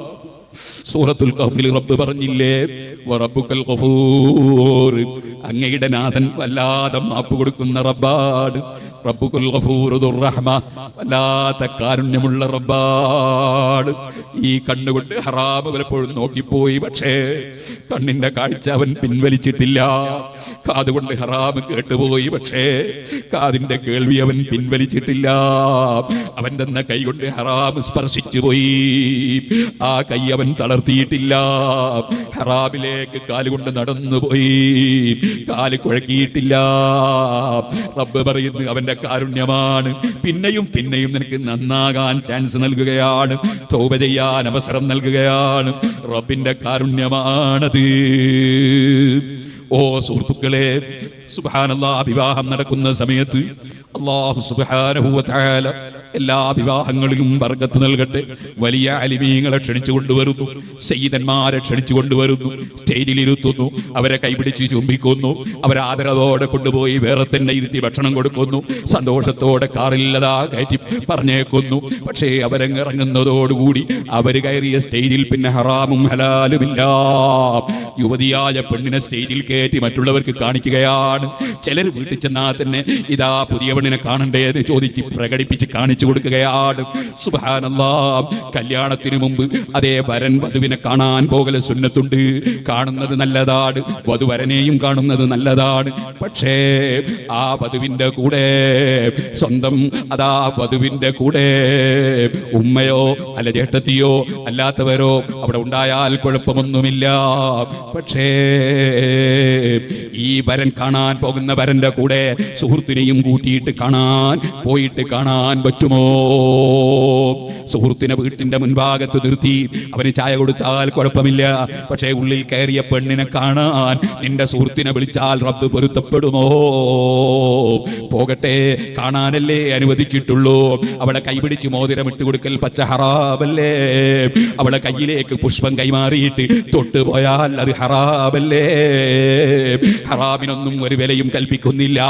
പടച്ച റബ്ബിന്റെ വെള്ളവും കുടിച്ച് അവന്റെ ഭക്ഷണവും കഴിച്ച് അവന്റെ ഓക്സിജനും ശ്വസിച്ച് അവന്റെ അനുഗ്രഹങ്ങൾ ഓരോന്നും ഓരോ സെക്കൻഡിലും അനുഭവിച്ച് ഈ ഭൂമി ലോകത്ത് ജീവിക്കുമ്പോൾ റബ്ബിനെ മറന്നുകൊണ്ടുള്ള ജീവിതമുണ്ടല്ലോ, റബ്ബിനെ മറന്നുകൊണ്ടുള്ള ജീവിതമുണ്ടല്ലോ, ഭാവിയെ കുറിച്ച് ചിന്തയില്ലാത്ത ജീവിതമുണ്ടല്ലോ. ആ ജീവിതത്തിൽ മനുഷ്യനെ സംസ്കരിച്ചെടുക്കണമെങ്കിൽ നല്ല ആത്മീയ ഉപദേശങ്ങൾ ആവശ്യമല്ലേ? സുഹൃത്തുക്കളെ, നമ്മളെല്ലാവരും ജീവിതത്തിൽ വന്നുപോയ എല്ലാ തെറ്റുകൾക്കും റബ്ബിനോട് മാപ്പ് പറയേണ്ടവരാണ്. ഒരിക്കലും തന്നെ എൻ്റെ മനസ്സിൽ ഞാനൊരു നല്ലവനാണെന്ന് തോന്നിക്കൂടാ. എന്നെക്കാൾ നല്ലവർ നിങ്ങളാണെന്ന് എനിക്ക് ചിന്തിക്കാൻ വകുപ്പുള്ളൂ. പക്ഷേ ഒരാൾക്കൊരു ഡ്യൂട്ടി ഏൽപ്പിച്ചു കൊടുത്താൽ ഡ്യൂട്ടി നിർവഹിക്കണമല്ലോ. സുബ്ഹാനല്ലാഹ്, എൻ്റെ ഉസ്താദ് എന്നോട് ഖുത്ബ ഓതാൻ പറഞ്ഞു. ഞാൻ പള്ളിയിൽ മിമ്പറിൽ കയറി ഖുത്ബ ഓതുകയാണ്. നേരെ ചുവടെ എൻ്റെ ഉസ്താദ് ഇരിക്കുന്നുണ്ട്. ഞാൻ ആ സമയത്ത് ഉസ്താദ് അടക്കമുള്ള ആ സദസ്സിനെ വിളിക്കുന്നു, അയ്യുഹന്നാസ്, ഓ മനുഷ്യരെ, ഓ ജനങ്ങളെ, ഉസീകും വഇയ്യായ ബിതഖ്വല്ലാഹ്, നിങ്ങൾ അല്ലാഹു അനുസരിച്ച് എടുത്തുകൊണ്ട് ജീവിക്കണേ, അല്ലാഹ് വിരോധിച്ചത് കൈയൊഴിക്കണേ. എന്നോട് ഞാൻ വസിയത്ത് പറയുന്നു, നിങ്ങളോടും വസിയത്ത് പറയുന്നു, നിങ്ങൾ അല്ലാഹുവിനെ സൂക്ഷിച്ച് ജീവിക്കണേ. നിങ്ങൾ മനസ്സിൽ അഹങ്കാരമുള്ളവരാകരുത്, അസൂയ ഉള്ളവരാകരുത്, വിദ്വേഷമുള്ളവരാകരുത്, വൈരാഗ്യമുള്ളവരാകരുത്, അല്ലാഹു കൽപ്പിച്ചത് ഒഴിക്കുന്നവരാകരുത്, അല്ലാഹു വിരോധിച്ചത് എടുക്കുന്നവരാകരുത് എന്ന് ഞാൻ പള്ളിയുടെ മിമ്പറിൽ നിന്ന് ഖുത്ബ ഓതുമ്പോ ഇത്തഖുല്ലാഹ് എന്ന് പറയുമ്പോ എന്റെ മുന്നിൽ ഇരിക്കുന്നത് എന്റെ ഉസ്താദല്ലേ എന്ന് വിചാരിച്ചിട്ട് ഇത്തഖുല്ലാഹ് പറയാതിരിക്കാൻ പറ്റുമോ എനിക്ക്? തഖ്വ കൊണ്ടുള്ള വസിയത്ത് ഒഴിവാക്കാൻ പറ്റുമോ എനിക്ക്? അതെന്റെ ഡ്യൂട്ടിയല്ലേ? ഇതുപോലെ നിങ്ങളെ പോലുള്ള ഏതെങ്കിലും സ്നേഹിക്കുന്ന മുഅ്മിനീങ്ങൾ ഈ ഒരു വഅദ് പറയണമെന്ന് പറഞ്ഞാൽ പറയാൻ ആ ഡ്യൂട്ടി നിങ്ങൾ ഏൽപ്പിച്ചാൽ അവിടെ പറയൽ എന്റെ കടപ്പാടല്ലേ? പറയുന്നവരുടെ ഉത്തരവാദിത്തമല്ലേ? അത് മൂടി വെച്ചുകൊണ്ട്, അല്ലാഹുവിന്റെ ദീന് മൂടി വെച്ചുകൊണ്ട് പറയേണ്ടത് പറയാതെ ജനങ്ങളിൽ ആരെന്ത് വിചാരിക്കും? അവന് വെറുപ്പാകുമോ, ഇവന് വെറുപ്പാകുമോ, മറ്റവന് ചുണ്ടി പിടിക്കുമോ എന്ന് കരുതിയിട്ട് അല്ലാഹുവിന്റെ ദീന് പറയാതിരിക്കാൻ നിർവാഹമുണ്ടോ? സുഹൃത്തുക്കളെ, മദ്യപിക്കുന്ന ആളുകളുടെ മുമ്പിൽ, ഓ മനുഷ്യ, നീ മദ്യപിച്ചാൽ ഹഖ്ഖുൻ അലല്ലാഹ്, അല്ലാഹു ഏറ്റെടുത്ത കാര്യമാണ്. അയ്യസ്ഖിഹും മിൻ തീനത്തിൽ ഖബാൽ, അവനെ അല്ലാഹു തആല തീനത്തുൽ ഖബാൽ കുടിപ്പിക്കും. സഹാബത്ത് ചോദിച്ചു, നബിയേ, എന്താണ് തീനത്തുൽ ഖബാൽ? നബി തങ്ങൾ പറഞ്ഞു, അറഖു അഹ്ലിന്നാർ ഔ സാറത്തു അഹ്ലിന്നാർ. സിദ്ദീഖ് റളിയല്ലാഹു അൻഹും, ഉമർ ഇബ്നുൽ ഖത്താബ് റളിയല്ലാഹു അൻഹും, ഉസ്മാൻ ഇബ്നു അഫ്ഫാൻ റളിയല്ലാഹു അൻഹും, അലി ഇബ്നു അബീ ത്വാലിബ് റളിയല്ലാഹു അൻഹും ഇമാം അബൂ ഹനീഫ തങ്ങളും ഇമാം ശാഫിഈ തങ്ങളും ഇമാം മാലിക് റളിയല്ലാഹു അൻഹും ഇമാം അഹ്മദ് ഇബ്നു ഹംബൽ റളിയല്ലാഹു അൻഹും അവരെ പിൽക്കാലത്തും മുൻകാലത്തും കഴിഞ്ഞു പോയ എല്ലാ ഇമാമീങ്ങളും മഹാനായ ഗൗസുൽ ആദം മുഹീദ്ദീൻ അബ്ദുൽ ഖാദിർ അൽ ജീലാനി സുൽത്താനുൽ ആരിഫീൻ അഹ്മദുൽ കബീർ റിഫാഈ ഇബ്രാഹിം ദസൂഖി അബുൽ ഹസൻ ശാദിലി അഹ്മദുൽ ബദവി ഖദ്ദസല്ലാഹു അസ്റാറഹും അങ്ങനെയുള്ള വലിയ വലിയ ഔലിയാക്കളിലെ ആരിഫീങ്ങളിലെ നമ്മുടെ നാദാപുരത്തും പരിസരങ്ങളിലൊക്കെ മറവ് ചെയ്യപ്പെട്ട വലിയ വലിയ മഹാന്മാരില്ലേ അവരെല്ലാവരും അതാ സ്വർഗത്തിൽ നിന്ന് സന്തോഷത്തോടെ കഴിയുമ്പോൾ അപ്പുറത്ത് അവരൊക്കെ ദീന് പറയുമ്പോ അതിനെ എതിർത്തിരുന്ന അബൂജഹലില്ലേ, ഉത്ബത്തില്ലേ, സൈബത്തില്ലേ, ഫിറഔനില്ലേ, നമ്രൂദില്ലേ, പണത്തിന്റെ അഹങ്കാരം കൊണ്ട് മൂസാ നബിയെ ചോദ്യം ചെയ്ത ഖാറൂനില്ലേ, അങ്ങനെ വലിയ വലിയ ധിക്കാരികളില്ലേ, അവരൊക്കെ നരകത്തിൽ നിന്ന് ശരീരം പഴുത്തിട്ട് നീരിങ്ങനെ ഒലിക്കുമ്പോ, ചലമിങ്ങനെ ഒലിക്കുമ്പോ ആ ചലം കുടിക്കേണ്ടി വരും. മദ്യപിക്കുന്നവൻ, ലഹരി ഉപയോഗിക്കുന്നവൻ എന്ന് അഷ്റഫുൽ ഖൽഖ് സല്ലല്ലാഹു അലൈഹി വസല്ലം പറഞ്ഞ വിവരം പണ്ഡിതന്മാർ പറയാതെ അതേ മദ്യപിക്കുന്നവരോട് എന്നോട് വെറുപ്പിടിക്കില്ലേ, അതേപോലെ കഞ്ചാവ് വലിക്കുന്നവന് വെറുപ്പിടിക്കില്ലേ, അതുപോലെ തന്നെ തെറ്റായ കാര്യങ്ങൾ ചെയ്യുന്നവർ എന്നോട് വെറുപ്പാവില്ലേ എന്ന് വിചാരിച്ച് പറയാതിരിക്കാൻ പറ്റുമോ സുഹൃത്തുക്കളെ? അല്ലാഹുവിനെ ഭയപ്പെടുന്ന പണ്ഡിതന്മാർക്ക് ലൗലാ യൻഹാഹുർ റബ്ബാനിയൂന വൽ അഹ്ബാറു അൻ ഖൗലിഹിമുൽ ഇസ്മ വഅക്ലിഹിമുസ് സുഹ്ത ലബീസ മാ കാനൂ യസ്നഊൻ. ജൂതന്മാർ തകർന്നു പോയത് എന്തുകൊണ്ടാണ്? ക്രിസ്ത്യാനികൾ പഠിച്ചു പോയത് എന്തുകൊണ്ടാണ്? ഖുർആൻ പറഞ്ഞു അവരെ പണ്ഡിതന്മാർ തുറന്നു പറഞ്ഞില്ല. തെറ്റുകൾ ചെയ്യുമ്പോൾ അതേ ജനങ്ങൾക്കിടയിൽ അതേ സ്ഥാനമുള്ള, പണമുള്ള, അധികാരമുള്ള ജനങ്ങൾക്കിടയിൽ അതേ പ്രത്യേകമായി സ്ഥാനമുള്ളവർ അവർ തെറ്റ് ചെയ്യുമ്പോൾ അവർ പറഞ്ഞില്ല. എന്തുകൊണ്ട്? അവരെ ഇഷ്ടം ആഗ്രഹിച്ചു, അള്ളാഹുവിന്റെ പൊരുത്തം ആഗ്രഹിച്ചില്ല. ആ പണ്ഡിതന്മാർ ഏറ്റവും വലിയ ദുഷ്ടന്മാരായി പോയി. ഖുർആൻ പറയാണ് വലിയ ദുഷ്ടന്മാരായി പോയി നമ്മുടെ മുസ്ലിം പണ്ഡിതന്മാർ. വാസ്തവത്തിൽ ഓരോ പ്രദേശത്തുമുള്ള ഖതീബുമാർക്ക് എന്തേ പറഞ്ഞാൽ, എന്തേ ഖാദിമാർക്ക് പറഞ്ഞാൽ, എന്തേ മുദരിസുമാർക്ക് പറഞ്ഞാൽ, എന്തേ ഓരോ മഹല്ലത്തിലും നേതൃത്വം നൽകുന്ന ആ മഹല്ലത്തിൽ കല്യാണം നിശ്ചയിക്കാൻ പോകുന്നവരില്ലേ, ഈസ്റ്റ് ഇട്ട് കൊടുക്കുന്നവരില്ലേ, അതേപോലെ നേതൃത്വം കൊടുക്കുന്നവരില്ലേ, അവർക്ക് എന്തേ പറഞ്ഞാൽ ഞങ്ങൾ സഹകരിക്കണമെങ്കിൽ ഹറാമ് ചെയ്യാത്ത കല്യാണമാകണം, അതേപോലെ ധിക്കാരം ചെയ്യാത്ത കല്യാണമാകണം എന്ന് പറയാനുള്ള ധൈര്യവും സ്ഥൈര്യവും എന്തുകൊണ്ട്? അള്ളാഹു അല്ലാതെ ഭക്ഷണം തരുന്ന വേറെ ആരെങ്കിലും ഉണ്ടോ? അള്ളാഹു അല്ലാതെ ഓക്സിജൻ തരുന്നവരുണ്ടോ? അള്ളാഹു അല്ലാതെ വല്ലതും തരുന്നവരുണ്ടോ? പഠിച്ചവനല്ലാതെ ഇവിടെ അധികാരമുണ്ടോ? എന്തിനു വേണ്ടിയാണ്, ആരെയാണ് ഭയപ്പെടുന്നത്? അള്ളാഹുവിനെ ഭയപ്പെട്ട് ജീവിക്കണം. അപ്പോഴേ നമ്മളൊരു ശരിയായ മുസ്ലിം ആവുകയുള്ളൂ. അള്ളാഹുവിനാണ് അധികാരം. ആ അധികാരത്തിന്റെ മുന്നിൽ അവന്റെ സഹായം ഈ സമുദായത്തിന് ലഭിക്കണം. മറ്റ് സമുദായങ്ങളുടെ മുമ്പിൽ നമ്മൾ ചോദ്യചിഹ്നമാകാൻ പാടില്ല, വിമർശിക്കപ്പെടുന്നവരാകാൻ പാടില്ല. പോലീസ് സ്റ്റേഷനിൽ എപ്പോൾ നോക്കിയാലും മുസ്ലിമീങ്ങൾ തമ്മിലുള്ള പ്രശ്നങ്ങൾ അല്ലെങ്കിൽ മുസ്ലിമീങ്ങളുടെ കല്യാണത്തിന്റെ പ്രശ്നങ്ങൾ എന്തൊരു നാണക്കേടാണ് നമ്മുടെ സമുദായത്തിന്. അതുണ്ടാകാൻ പാടില്ല. നമ്മുടെ സമുദായം നബിയുനൽ ആമിറുൻ നാഹി ഫലാ അഹദു അബർറ ഫീ ഖൗലിലാ മിൻഹു വലാ നഅമീ. ഏതൊരു നേതാവിന്റെ സമുദായമാണിത്? ഏതൊരു മഹാനായ നബി തങ്ങളുടെ സമുദായമാണിത്? നബിയുനൽ ആമിറുൻ നാഹി ഫലാ അഹദു. നിങ്ങൾ ബുർദ ചൊല്ലിയില്ലേ? ആ നബി തങ്ങൾ കൽപ്പിക്കേണ്ടതെല്ലാം കൽപ്പിച്ചവരാണ്, വിരോധിക്കേണ്ടതെല്ലാം വിരോധിച്ചവരാണ്. അവിടുന്ന് നോ പറഞ്ഞ ഒരു കാര്യവും ചെയ്യാൻ പാടില്ല. അവിടുന്ന് യേസ് പറഞ്ഞതിനൊന്നും കുഴപ്പമില്ല. നബിയുനൽ ആമിറുൻ നാഹി ഫലാ അഹദു അബർറ ഫീ ഖൗലിലാ മിൻഹു വലാ നഅമീ. ലാ എന്ന് നബി തങ്ങൾ പറഞ്ഞതൊന്നും ചെയ്യാൻ പാടില്ല. നാം സമ്മതിച്ചതിനൊന്നും കുഴപ്പമില്ല. ആ അല്ലാഹുവിന്റെ റസൂലിനെ നേതാവായി അംഗീകരിക്കണം. ആ റസൂലുള്ളാഹി സ്വല്ലല്ലാഹു അലൈഹി വസല്ലം നമ്മൾ മരിക്കുന്ന സമയത്ത് അവിടെ ആത്മാവ് നമ്മുടെ മരണ സമയത്ത് ഹാജരാകാൻ പറ്റുന്ന മരണം മരിക്കാൻ കഴിയണം. ഖബറിൽ കൊണ്ടുപോയി വെച്ചിട്ട് ഇതാരാണെന്ന് മലക്കുകൾ ഹബീബ് നബി സല്ലല്ലാഹു അലൈഹി വസല്ലം തങ്ങളെ ചൂണ്ടിക്കാണിച്ചുകൊണ്ട് ചോദിക്കുന്ന ഒരു സമയമുണ്ട് ഖബറിൽ. നമ്മളിങ്ങനെ മയ്യത്ത് കൊണ്ടുപോകുമ്പോൾ മക്കളെ പറ്റിയുള്ള ചർച്ചയാണ്, കുടുംബത്തെ കുറിച്ചുള്ള ചർച്ചയാണ്. സുബ്ഹാനല്ലാഹ്, ഞാനും മരിക്കുമെന്ന ബോധം നമുക്കുണ്ടാകുന്നില്ല. ഞാനും ഇതുപോലെ എടുത്തുകൊണ്ടുപോകുമെന്ന ബോധം ഉണ്ടാകുന്നില്ല. ഓ മനുഷ്യ, നീ നേരത്തെ ജനിച്ചപ്പോൾ നിന്നെ ആളുകൾ കൊണ്ടുപോയി കുളിപ്പിച്ചതാണോ? അങ്ങനെ കുളിപ്പിച്ച് കടത്തിയതാണോ? മരിച്ചപ്പോഴും നിന്നെ വേറെ ആൾ കുളിപ്പിക്കുകയാണ്. നിനക്ക് സ്വന്തം തന്നെ കുളിക്കാൻ കഴിയില്ല, നിനക്ക് സ്വന്തം വസ്ത്രം ധരിക്കാൻ കഴിയില്ല. നീ ഇതുവരെ യാത്ര ചെയ്ത വാഹനമൊക്കെ മാറിപ്പോയി, നിന്റെ മോതിരം അഴിച്ചു വെച്ചുപോയി, നിന്റെ സ്വർണ്ണവള ഊരിപ്പോയി, നിന്റെ അരിക്കത്തുകൾ മുറിച്ചുപോയി, എല്ലാം കഴിഞ്ഞുപോയി.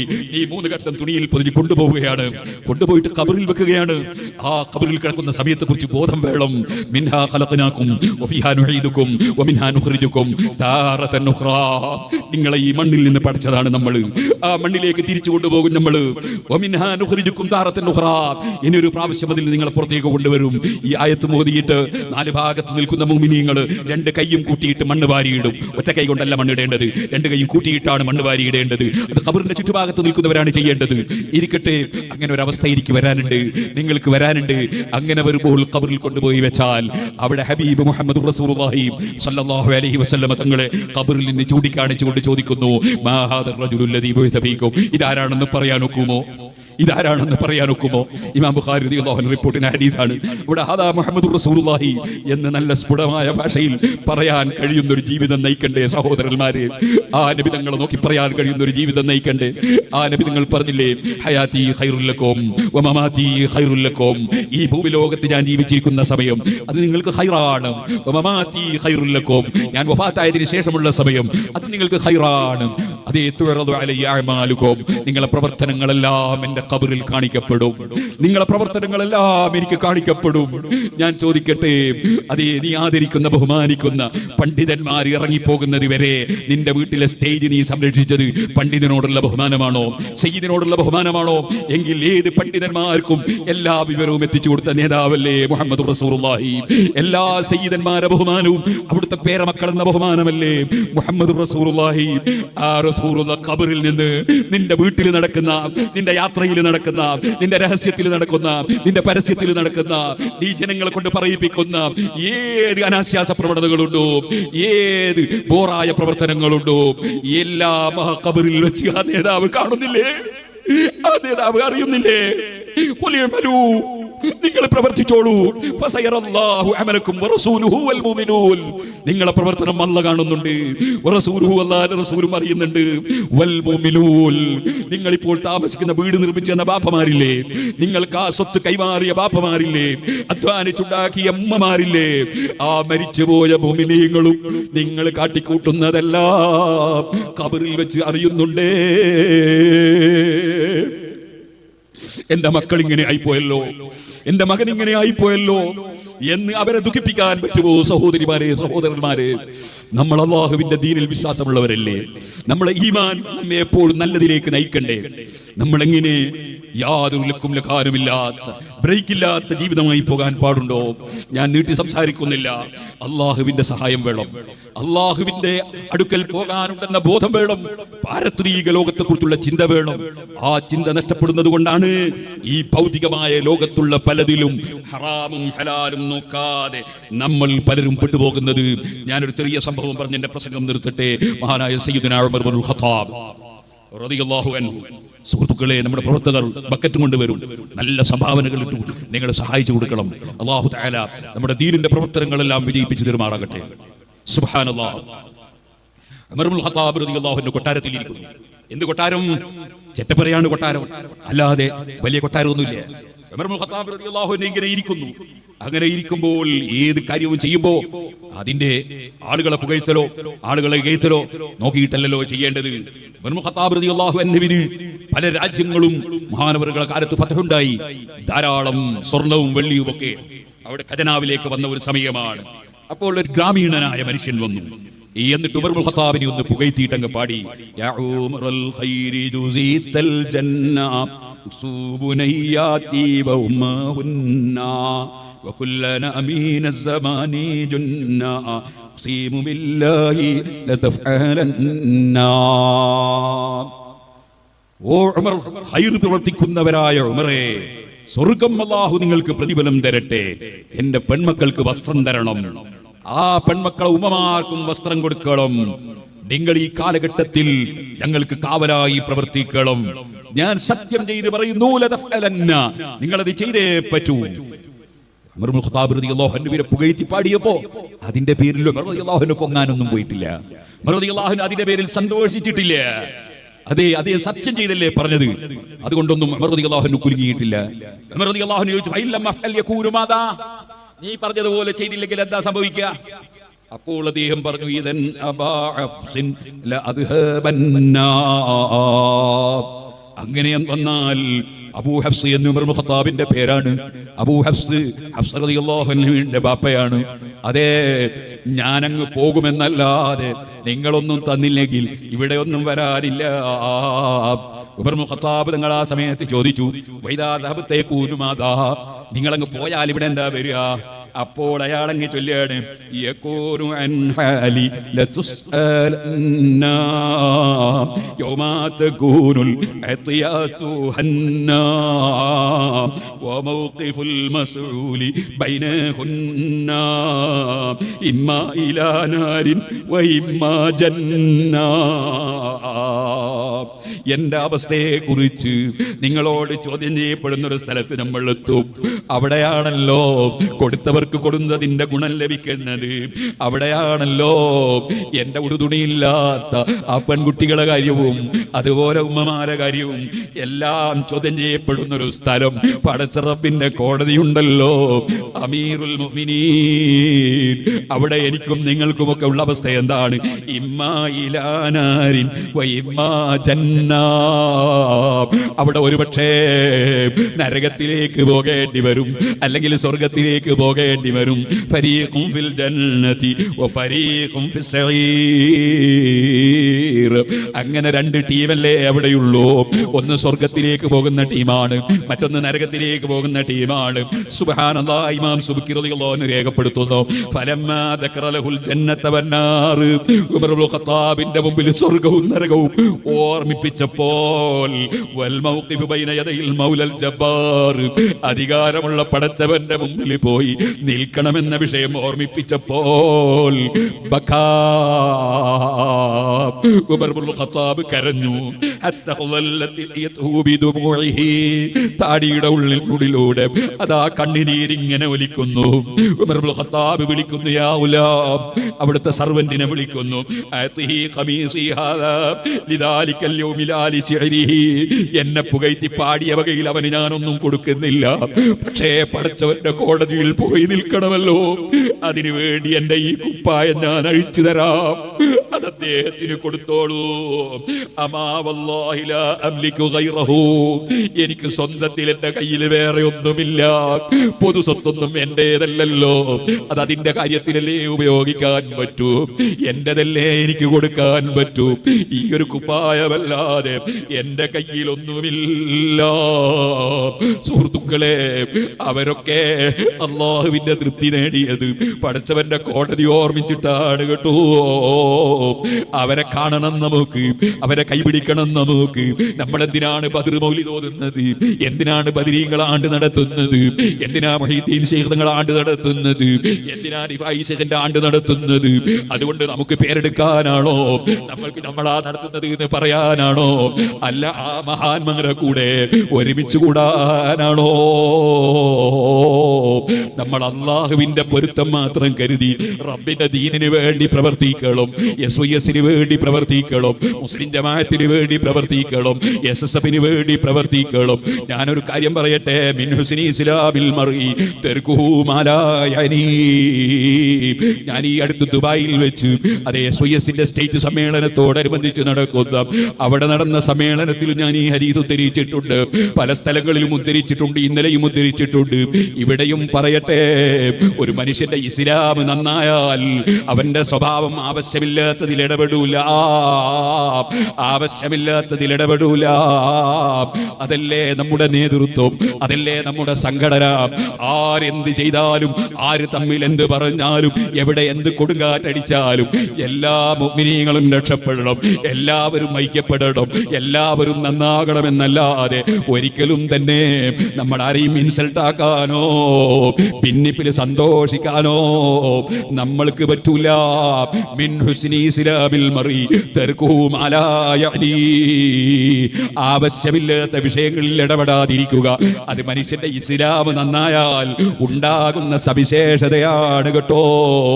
അതുകൊണ്ട് ആവശ്യമുള്ള കാര്യങ്ങൾ സംസാരിക്കണം, ആവശ്യമുള്ളതിൽ ഇടപെടണം, ആവശ്യമുള്ളത് പ്രവർത്തിക്കണം. പടച്ചവന്റെ പൊരുത്തം മാത്രം ലക്ഷ്യം വെച്ചുകൊണ്ട് നമ്മുടെ സംഘടനകൾ ശക്തിപ്പെടുത്തണം, നമ്മുടെ പള്ളികൾ പരിപോഷിപ്പിക്കണം, നമ്മുടെ മദ്രസകൾ പരിപോഷിപ്പിക്കണം. നമ്മളെ മദ്രസ മാത്രം അങ്ങനെയില്ല, നമ്മളെ സംഘടന നടത്തുന്നതല്ലെങ്കിലും സുന്നത്ത് ജമാഅത്തിന്റെ എല്ലാ മദ്രസകളും പരിപോഷിക്കണം, സുന്നത്ത് ജമാഅത്തിന്റെ എല്ലാ പള്ളികളും പരിപോഷിക്കണം. സുന്നത്ത് ജമാഅത്തിൽ വിശ്വസിക്കുന്ന എല്ലാ മുഅ്മിനീങ്ങളും സന്തോഷത്തോടെ പുഞ്ചിരിയോടെ ജീവിക്കണം. ആരും വൈരാഗ്യം വെച്ചല്ല ജീവിക്കേണ്ടത്, ആരും വെറുപ്പ് വെച്ചല്ല ജീവിക്കേണ്ടത്, ആരും ബഹിഷ്കരിച്ചല്ല ജീവിക്കേണ്ടത്, ആരും അകന്നു നിന്നുകൊണ്ടല്ല ജീവിക്കേണ്ടത്. എനിക്കെപ്പോഴാണ് മരണമെന്ന് എനിക്കറിയില്ല, നിങ്ങൾക്ക് എപ്പോഴാണ് മരണമെന്നറിയില്ല. മലക്കുൽ മൗത്ത് വരുമ്പോൾ പോകേണ്ടി വരൂലേ? നമ്മുടെ നാട്ടിലുള്ള പലരും മരിച്ചു പോയില്ലേ? കുടുംബങ്ങൾ പലരും മരിച്ചു പോയില്ലേ? സ്ത്രീകളും പുരുഷന്മാരും മരിച്ചു പോയില്ലേ? ഉമ്മ ബാപ്പമാര് മരിച്ചു പോയില്ലേ? നമ്മുടെ സ്റ്റേജുകളിലൊക്കെ നിറഞ്ഞു നിന്നിരുന്ന കുഞ്ഞബ്ദുള്ള ഹാജി എവിടെ? അതുപോലെ നമ്മുടെ പീറ്റയിൽ മൊയ്തു ഹാജി ഇവിടെ ദർസ് നടത്തുന്ന സമയത്ത് എത്ര അധ്വാനിച്ച ആളായിരുന്നു അദ്ദേഹവും തർവീക്കയും ഒക്കെ. അവരൊക്കെ ഇപ്പോൾ എവിടെ കിടക്കുന്നു മുഅ്മിനീങ്ങളെ? നമ്മുടെ ഈ തൊട്ടടുത്ത വീട്ടിലുള്ള കുഞ്ഞബ്ദുള്ള ഹാജി മരണപ്പെട്ടു പോയില്ലേ? എന്തൊരു സ്നേഹമായിരുന്നു അദ്ദേഹത്തിന് കുട്ടിക്കാലത്തൊരു മുത്തഅല്ലിമായതിന്റെ പേരിൽ എന്നോട്. ഞാൻ ഓർക്കുകയാണ്, നമ്മുടെ തുണ്ടിയിൽ അലി ഹാജി മുത്തഅല്ലിമായതിന്റെ പേരിൽ എന്നോട് എന്തൊരു സ്നേഹമായിരുന്നു. കടോളി കുഞ്ഞബ്ദുള്ള ഹാജി എന്തൊരു നല്ല സ്നേഹമായിരുന്നു. അതുപോലെ നമ്മളെ നാട്ടിൽ ജീവിച്ച പുന്നോളി അന്ത്രു ഹാജി, അതുപോലെ തന്നെ അപ്പുറത്ത് അസൽക്ക, അതിന്റെ ഇപ്പുറത്ത് കുഞ്ഞമ്മദ്ക്ക, അതുപോലെ അതിന്റെ അപ്പുറത്ത് എത്രയെത്ര ആളുകൾ മരണപ്പെട്ടു പോയവരുണ്ട്, പരിസരങ്ങളിൽ മരിച്ചു പോയവരുണ്ട്. റബ്ബേ, പേര് എണ്ണി തീർക്കാൻ കഴിയില്ല. അപകടത്തിൽ മരിച്ചുപോയ ഞങ്ങളെ പ്രിയപ്പെട്ട അന്ത്രു ഹാജിയും അതുപോലെ അഹമ്മദ് ഹാജിയും അതുപോലെ അല്ലാതെ മരിച്ചുപോയവരും രോഗമായി മരിച്ചവരും എത്രയെത്ര സ്ത്രീകൾ ഈ പാവപ്പെട്ട എനിക്ക് വേണ്ടി ദുആ ചെയ്തവരും മരിച്ചുപോയി. ഞാൻ പറയട്ടെ, ഈ പാവപ്പെട്ട ഞാനും ഒരു ദിവസം മരിക്കൂലേ? നിങ്ങളും മരിക്കൂലേ? മരിച്ചു പോകുന്ന സമയത്ത് ഈമാനോടെ മരിക്കണ്ടേ സുഹൃത്തുക്കളെ? അതിനുവേണ്ടിയല്ലേ നമ്മുടെ പള്ളിയുടെ ഖിദ്മത്ത്, അതിനുവേണ്ടിയല്ലേ മദ്രസയുടെ ഖിദ്മത്ത്, അതിനുവേണ്ടിയല്ലേ മഹാന്മാരോടുള്ള ആദരവ്, അതിനുവേണ്ടിയല്ലേ വഅദിന്റെ സദസ്സ്, അതിനുവേണ്ടിയല്ലേ സംഘടനാ പ്രവർത്തനം.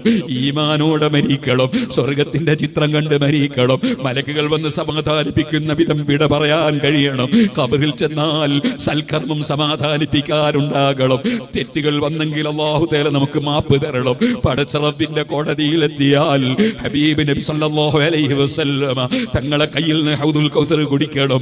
അവിടെ റസൂലുള്ളാഹിന്റെ ശഫാഅത്ത് ലഭിക്കണം. മഹാനായ ബിലാലുൽ മുഅദ്ദിൻ റളിയല്ലാഹു അൻഹുവിനെ പോലുള്ള ചില മഹാന്മാർ മരണം ആസന്നമായ സമയത്ത് അവർ ചൊല്ലിയില്ലേ, മരണത്തെ സ്വാഗതം ചെയ്തുകൊണ്ട് അവർ ചൊല്ലിയില്ലേ, ഇദന്നൽ ഖൽ അഹിബ മുഹമ്മദൻ വഹിസ്ബാ. മരിച്ചെന്നാൽ എന്റെ പ്രിയപ്പെട്ട ഹബീബ് നബി തങ്ങളെ കാണാമല്ലോ, മഹാന്മാരെ കാണാമല്ലോ, എന്റെ പ്രിയപ്പെട്ടവരുടെ സമീപത്തെത്താമല്ലോ. ആ നിലക്ക് ഹൃദയം പ്രകാശിച്ചുകൊണ്ട് മഅരിഫത്തിന്റെ വെളിച്ചം ലഭിച്ചു തഖ്വയോടെ ഹബീബ് നബി സല്ലല്ലാഹു അലൈഹി വസല്ലമ തങ്ങളെ അതേ കാണാനുള്ള ആഗ്രഹത്തോടെ ഒരു നല്ല മരണം ലഭിക്കണം.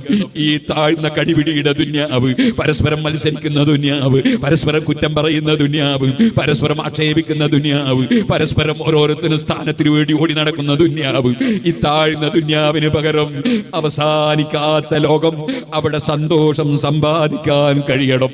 അതിനുവേണ്ടിയാകണം നമ്മുടെ പ്രവർത്തനങ്ങൾ എന്ന് എനിക്ക് ഏറ്റവും കടപ്പെട്ടവരും ഏറ്റവും പ്രിയപ്പെട്ടവരുമായ എന്റെ കുടുംബങ്ങളോടും എന്റെ നാട്ടുകാരോടും എന്നെ അല്ലാഹു ഏൽപ്പിച്ച വസിയത്ത് പറഞ്ഞുകൊണ്ട് ഞാൻ എന്റെ വാക്കുകൾ നിർത്തട്ടെ.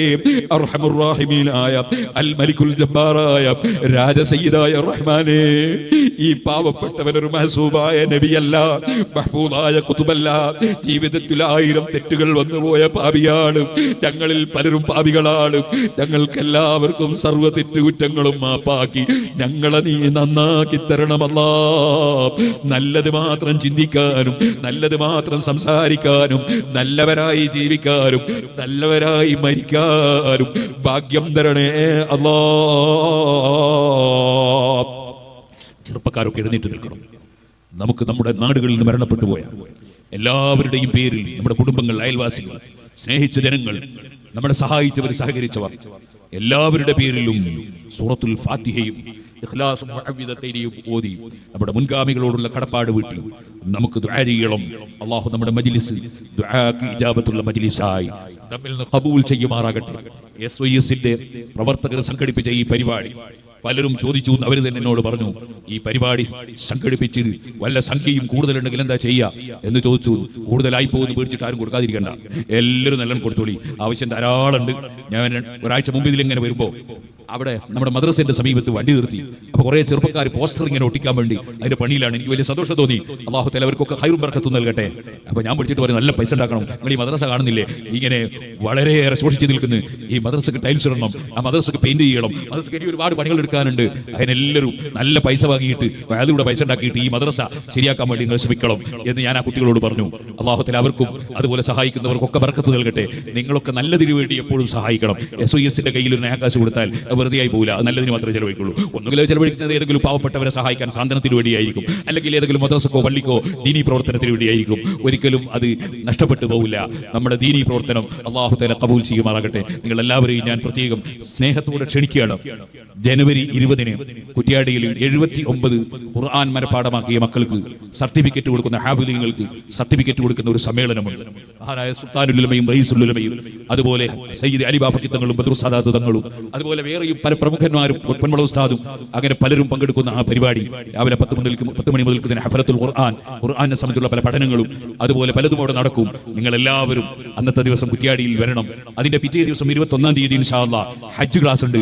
ഹജ്ജിന് പോകുന്ന ആളുകളൊക്കെ അതിൽ വരണം. അതിന്റെ തലേ ദിവസം 19-ാം തീയതി ഞാൻ തന്നെ അവിടെ വേദ പറയുന്നുണ്ട്. അതിന് മുമ്പ് നമ്മുടെ ധാരാളം പണ്ഡിതന്മാർ, നമ്മുടെ ഫാറൂഖ് നഈമിയും അതുപോലെ തന്നെ ഉണ്ടമ്പ്രം സഖാഫിയും അതുപോലെ വേറെയും പലരും അവിടെ വാല് പറയുന്നുണ്ട്. വാലിന് പങ്കെടുക്കണം. നാദാപുരത്ത് സാധാരണയായി നമ്മൾ നടത്തി വരുന്ന വാലിന്റെ പ്രചരണത്തിന് വേണ്ടി ഇവിടെ സപ്തദിന പ്രഭാഷണത്തിന്റെ ബോർഡ് വെച്ചത് കണ്ടപ്പോൾ അൽഹംദുലില്ലാഹ് എനിക്ക് വലിയ സന്തോഷമായി.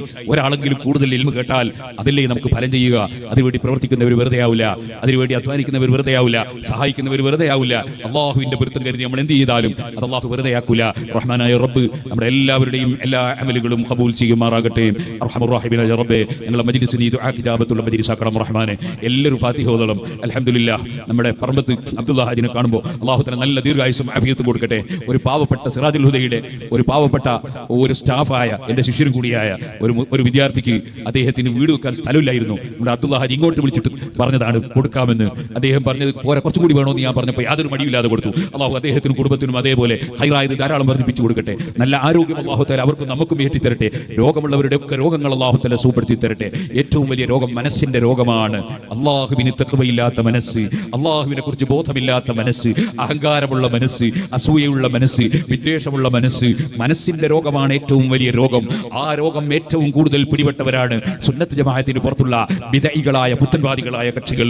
അതുകൊണ്ട് ഏറ്റവും സ്നേഹത്തോടെ എൻ്റെ നാട്ടുകാർ, എൻ്റെ കാരണവന്മാർ, എൻ്റെ ജ്യേഷ്ഠന്മാർ, എൻ്റെ അനുജന്മാർ, എൻ്റെ കുടുംബങ്ങൾ എല്ലാവരോടും ഞാൻ പറയട്ടെ, നിങ്ങളിൽ പലരും കൂടുതൽ കിതാബോധി പഠിച്ചവരാവില്ല, കൂടുതൽ പുസ്തകം വായിച്ച് പഠിച്ചവരാവില്ല. നിങ്ങൾ കുറ്റ്യാടി വന്നാൽ ഒരു റൂം നിറയെ പുത്തൻവാദികളെ പുസ്തകം ഞാൻ സൂക്ഷിച്ചിട്ടുണ്ട്. എൻ്റെ ജീവിതത്തിൽ 40 കൊല്ലത്തോളമായി ഞാൻ അവരെ കുറിച്ച് പഠിച്ചിട്ടുണ്ട്. 40 കൊല്ലത്തിലധികമായി പഠിച്ചിട്ടുണ്ട്. ആദ്യം തന്നെ പഠിച്ചത് ഈ ഇരിക്കുന്ന നമ്മുടെ കുമ്മോടി ഇബ്രാഹിം ഉസ്താദ്, അദ്ദേഹത്തിന്റെ ജ്യേഷ്ഠൻ അബ്ദുള്ള ഒരു പുസ്തകം കൊടുത്തു അദ്ദേഹത്തിന്. അദ്ദേഹം എൻ്റെ ജൂനിയറായി പുല്ലൂക്കർ പള്ളി പഠിക്കുകയാണ്. അപ്പോൾ ആ പുസ്തകം ഞാൻ വായിച്ചു. അത് വായിച്ചപ്പോൾ അത് വായിച്ചു നോക്കിയാൽ പെട്ടെന്ന് തോന്നും തറാവീഹ് 8 നിസ്കരിക്കാവൂ എന്ന് തോന്നും. അങ്ങനത്തെ ഒരു പുസ്തകമാണ്. അതിൽ കുറെ ഉദ്ധരണികളൊക്കെ ഉണ്ട്. ഞാനത് കിട്ടിയപ്പോൾ അതിനെ സംബന്ധിച്ച് പഠനം തുടങ്ങി. ഞാൻ അതിനെ സംബന്ധിച്ച് പഠിക്കാൻ തുടങ്ങി. ഞാൻ അതിൽ കണ്ട എല്ലാ കിതാബുകളും തെരഞ്ഞു പിടിച്ചു നോക്കി. അതിനുവേണ്ടി ഞാൻ എത്രയോ നടന്നു പോയിട്ടുണ്ട്. ഇപ്പോഴും ഓർമ്മയുണ്ട്. സുബ്ഹാനല്ലാഹ്, അങ്ങ് കോഴിച്ചേനക്കടുത്ത് ഇറങ്ങിയിട്ട് ലാരിയിൽ നടന്നുപോയി ഒരു കിതാബ് നോക്കാൻ നടന്നുപോയത് എനിക്ക് ഓർമ്മയുണ്ട്. തൃക്കരിപ്പൂരിൽ ഒരു പള്ളി, വീർച്ചേരി പള്ളിയിൽ കിതാബ് നോക്കാൻ വേണ്ടി നടന്നുപോയത് എനിക്ക് ഓർമ്മയുണ്ട്. അങ്ങനെ ഒരുപാട് സ്ഥലങ്ങളിൽ നടന്നുപോയി കിതാബുകൾ പരിശോധിച്ച് അവരെഴുതിയതിനെ സംബന്ധിച്ച് മനസ്സിലാക്കി. വാഴക്കാട് പോയി ഞാൻ 4 മദ്ഹബിന്റെയും കിതാബ് കാണാൻ വേണ്ടി. കണ്യത്ത് ഉസ്താദും അതുപോലെ ഉള്ളാളങ്ങളൊക്കെ ഓതി പഠിച്ച സ്ഥാപനം ഉണ്ട് അവിടെ. പക്ഷെ അതിപ്പോ സുന്നത്ത് ജമാഅത്തിന്റെ കയ്യിലല്ല, അത് വിദേഹത്തുകാരുടെ കയ്യിലാണ്. കാരണം ശ്രദ്ധിക്കാതെയായി പോയി, അത് നഷ്ടപ്പെട്ടു പോയി. പക്ഷേ അവിടെ ധാരാളം കിതാബുണ്ട്. അന്ന് എവിടെയൊന്നും കിതാബുകളില്ല. ഞാൻ അവിടെ പോയി, അവിടെ ചെന്നിട്ട് അവിടുത്തെ നാട്ടുകാരായ അബ്ദുൽ ബാരിയെയും മറ്റൊക്കെ കണ്ട് ഞാൻ അവിടെ താമസിച്ച് അവിടെ ആ കിതാബ് കൈകാര്യം ചെയ്യുന്ന ഒരാളുണ്ട്. അദ്ദേഹത്തെ സോപ്പിട്ട് കുറേ ദിവസം അവിടെ ഇരുന്ന് കിതാബൊക്കെ നോക്കി എഴുതിയെടുത്തു. ഞാൻ ഇത് പറഞ്ഞു വന്നത്, അങ്ങനെ ഒരുപാട് അധ്വാനിച്ചു. അങ്ങനെ അധ്വാനിച്ചപ്പോൾ എനിക്ക് 100% ബോധ്യപ്പെട്ടു, നരകത്തിലേക്കല്ലാതെ ഒരു പുത്തൻവാദിയും ഒരാളെ കൊണ്ടുപോകില്ല. കിതാബിന്റെ ഇബാറത്ത് കട്ടിട്ട് അപ്പുറം ഇപ്പുറം മുറിച്ചിട്ട് ആളുകളെ വഞ്ചിക്കുകയാണ്.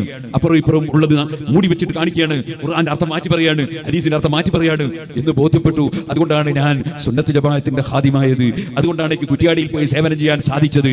ഞാൻ നിങ്ങളോട് പറയുന്നു, ഒരാളും നമ്മുടെ ഈമാൻ കളഞ്ഞു വിളിക്കരുത്. സുന്നത്ത് ജമാഅത്ത് മുറുകെ ജീവിക്കണം. വേറെ എന്ത് തെറ്റുകൾ ഒരു മനുഷ്യർ വന്നു പോയാലും ആ മനുഷ്യർ മരിക്കുന്നതിന് മുമ്പ് പഠിച്ചവനെ ഞാൻ അങ്ങനെ ഒരു തെറ്റ് ചെയ്തു പോയല്ലോ എന്ന നിലയ്ക്ക് ഖേദിച്ച് മടങ്ങി തൗബ ചെയ്ത് നന്നാകാൻ ചാൻസ് കിട്ടാൻ സാധ്യതയുണ്ട്. സുന്നത്ത് ജമാഅത്തിൽ നിന്ന് ഒരാൾ പുറത്തു പോയാൽ അയാളുടെ വിചാരം എന്താണ്? തറാവീഹ് നിർവഹിക്കുന്നവരെല്ലാം നരകത്തിൽ, 4 മദ്ഹബ് ഇമാമുകൾ നരകത്തിൽ, 8 കേസ് ഞാൻ സ്വർഗ്ഗത്തിൽ നാം വിചാരിക്കുന്നു. പിന്നീടോ തൗബ ചെയ്യുന്നത്, അവരുടെ ഏതെങ്കിലും കാലത്ത് നന്നാകുന്നത്. അതുകൊണ്ട് ഒരിക്കലും സുന്നത്ത് ജമാഅത്ത് വിട്ടുപോകരുത് എന്നത് പ്രത്യേകം എൻ്റെ നാട്ടുകാരും കുടുംബക്കാരുമായ എല്ലാ മുഅ്മിനീങ്ങളോടും ഞാൻ വസിയ്യത്തായി പറയാണ്. സുന്നത്ത് ജമാഅത്തിന്റെ ആലിമീങ്ങൾക്കിടയിൽ എന്തെങ്കിലും മസ്അലയിലോ അല്ലെങ്കിൽ സംഘടനാപരമായ വിഷയത്തിലോ തർക്കങ്ങളുണ്ടെങ്കിൽ അതൊന്നും ഒരു വലിയ വിഷയമാക്കി കാണുകയും അതിന്റെ പേരിൽ പരസ്പരം സലാം ചെല്ലാതിരിക്കുകയോ പരസ്പരം തുറന്നു നിസ്കരിക്കാതിരിക്കുകയോ പരസ്പരം വെറുപ്പ് കാണിക്കുകയും ചെയ്യരുത്. അത് സുന്നത്ത് ജമാഅത്തിൽ ഉറച്ച് വിശ്വസിക്കുന്നവരെയൊക്കെ നമ്മൾ ആദരിക്കുകയും സ്നേഹിക്കുകയൊക്കെ വേണം. ആലിമീങ്ങൾക്കിടയിൽ മസ്അല തർക്കങ്ങളും സംഘടനാ തർക്കങ്ങളൊക്കെ സാധാരണയാണ്. അതിന്റെ പേരിൽ നമ്മൾ ആരെയും ഗ്രൂപ്പ് തിരിച്ച് ചീത്ത പറയുകയോ തെറി പറയുകയോ നിന്ദിക്കുകയോ ചെയ്യരുത്. നമ്മളെ ഈമാൻ നമ്മൾ കാത്തു സൂക്ഷിക്കണം, നമ്മളെ ആഖിറ നമ്മൾ കാത്തു സൂക്ഷിക്കണം. ഈ കാര്യം എപ്പോഴും ഓർമ്മയിലുണ്ടാകണം എന്ന് ഓർമ്മപ്പെടുത്തി അൽ ഫാത്തിഹ. എല്ലാവരും ഇരുന്നോളി, നമുക്ക് ഫാത്തിഹ ദുആ ചെയ്യാം. ബിസ്മില്ലാഹിർ റഹ്മാനിർ റഹീം. അൽഹംദുലില്ലാഹി റബ്ബിൽ ആലമീൻ. അൽഹംദുലില്ലാഹി റബ്ബിൽ ആലമീൻ അർറഹ്മാനിർ റഹീം മാലികി യൗമിദ്ദീൻ. إياك نعبد وإياك نستعين اهدنا الصراط المستقيم صراط الذين أنعمت عليهم غير المغضوب عليهم ولا الضالين آمين. بسم الله الرحمن الرحيم. قل هو الله أحد الله الصمد لم يلد ولم يولد ولم يكن له كفوا أحد. بسم الله الرحمن الرحيم.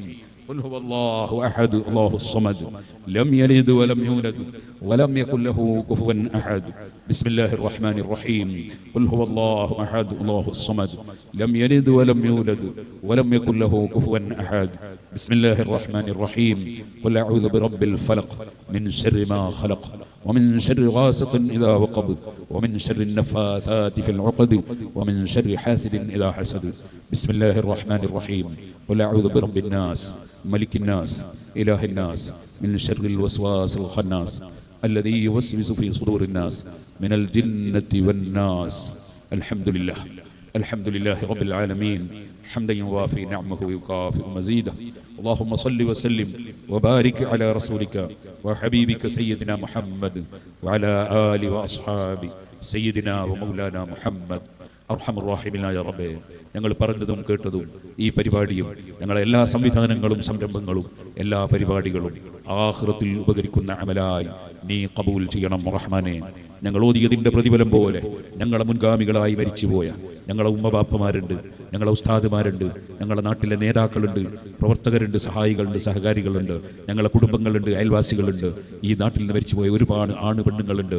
അല്ലാഹുവേ, ഈ അടുത്ത് മരിച്ചുപോയ ധാരാളം ആളുകൾ ഈ തൊട്ടടുത്ത സ്ഥലങ്ങളിൽ തന്നെ നമ്മുടെ മൊയ്തു ഭാഷ ഉമ്മയടക്കം, അതേപോലെ അപ്പുറത്ത് പുത്തമ്പേരിയിലടക്കം ഈ അടുത്ത് മരിച്ചുപോയവരുണ്ട്, നേരത്തെ മരിച്ചുപോയവരുണ്ട്. അല്ലാഹുവേ, ഞങ്ങൾ നിന്ന് മരിച്ചുപോയ സൂഫിക്കട്ട് ഭാഷ അടക്കം അല്ലാഹുവേ, അടുത്ത് മരിച്ചുപോയവരും നേരത്തെ മരിച്ചുപോയവരും അപകടത്തിൽ മരിച്ചുപോയവരും പ്രായമായിട്ടും അല്ലാതെയും മരിച്ചുപോയവരും എല്ലാവരുടെ ഖബറിലും ഞങ്ങൾ മരിച്ചുപോയ ഉസ്താദുമാർ, ശിഷ്യന്മാർ, സ്നേഹിതന്മാർ, സഹായിച്ചവർ, സഹകരിച്ചവർ എല്ലാവരുടെ ഖബറിലും ഞങ്ങൾ ഓതിയതിൻ്റെ പ്രതിഫലം പോലെ നീ എത്തിച്ചു കൊടുക്കണം റഹ്മാനെ. അവരെയും ഞങ്ങളെയും ജന്നാത്തുൽ ഫിർദൗസിൽ ഒരുമിച്ച് കൂട്ടണം റഹ്മാനെ.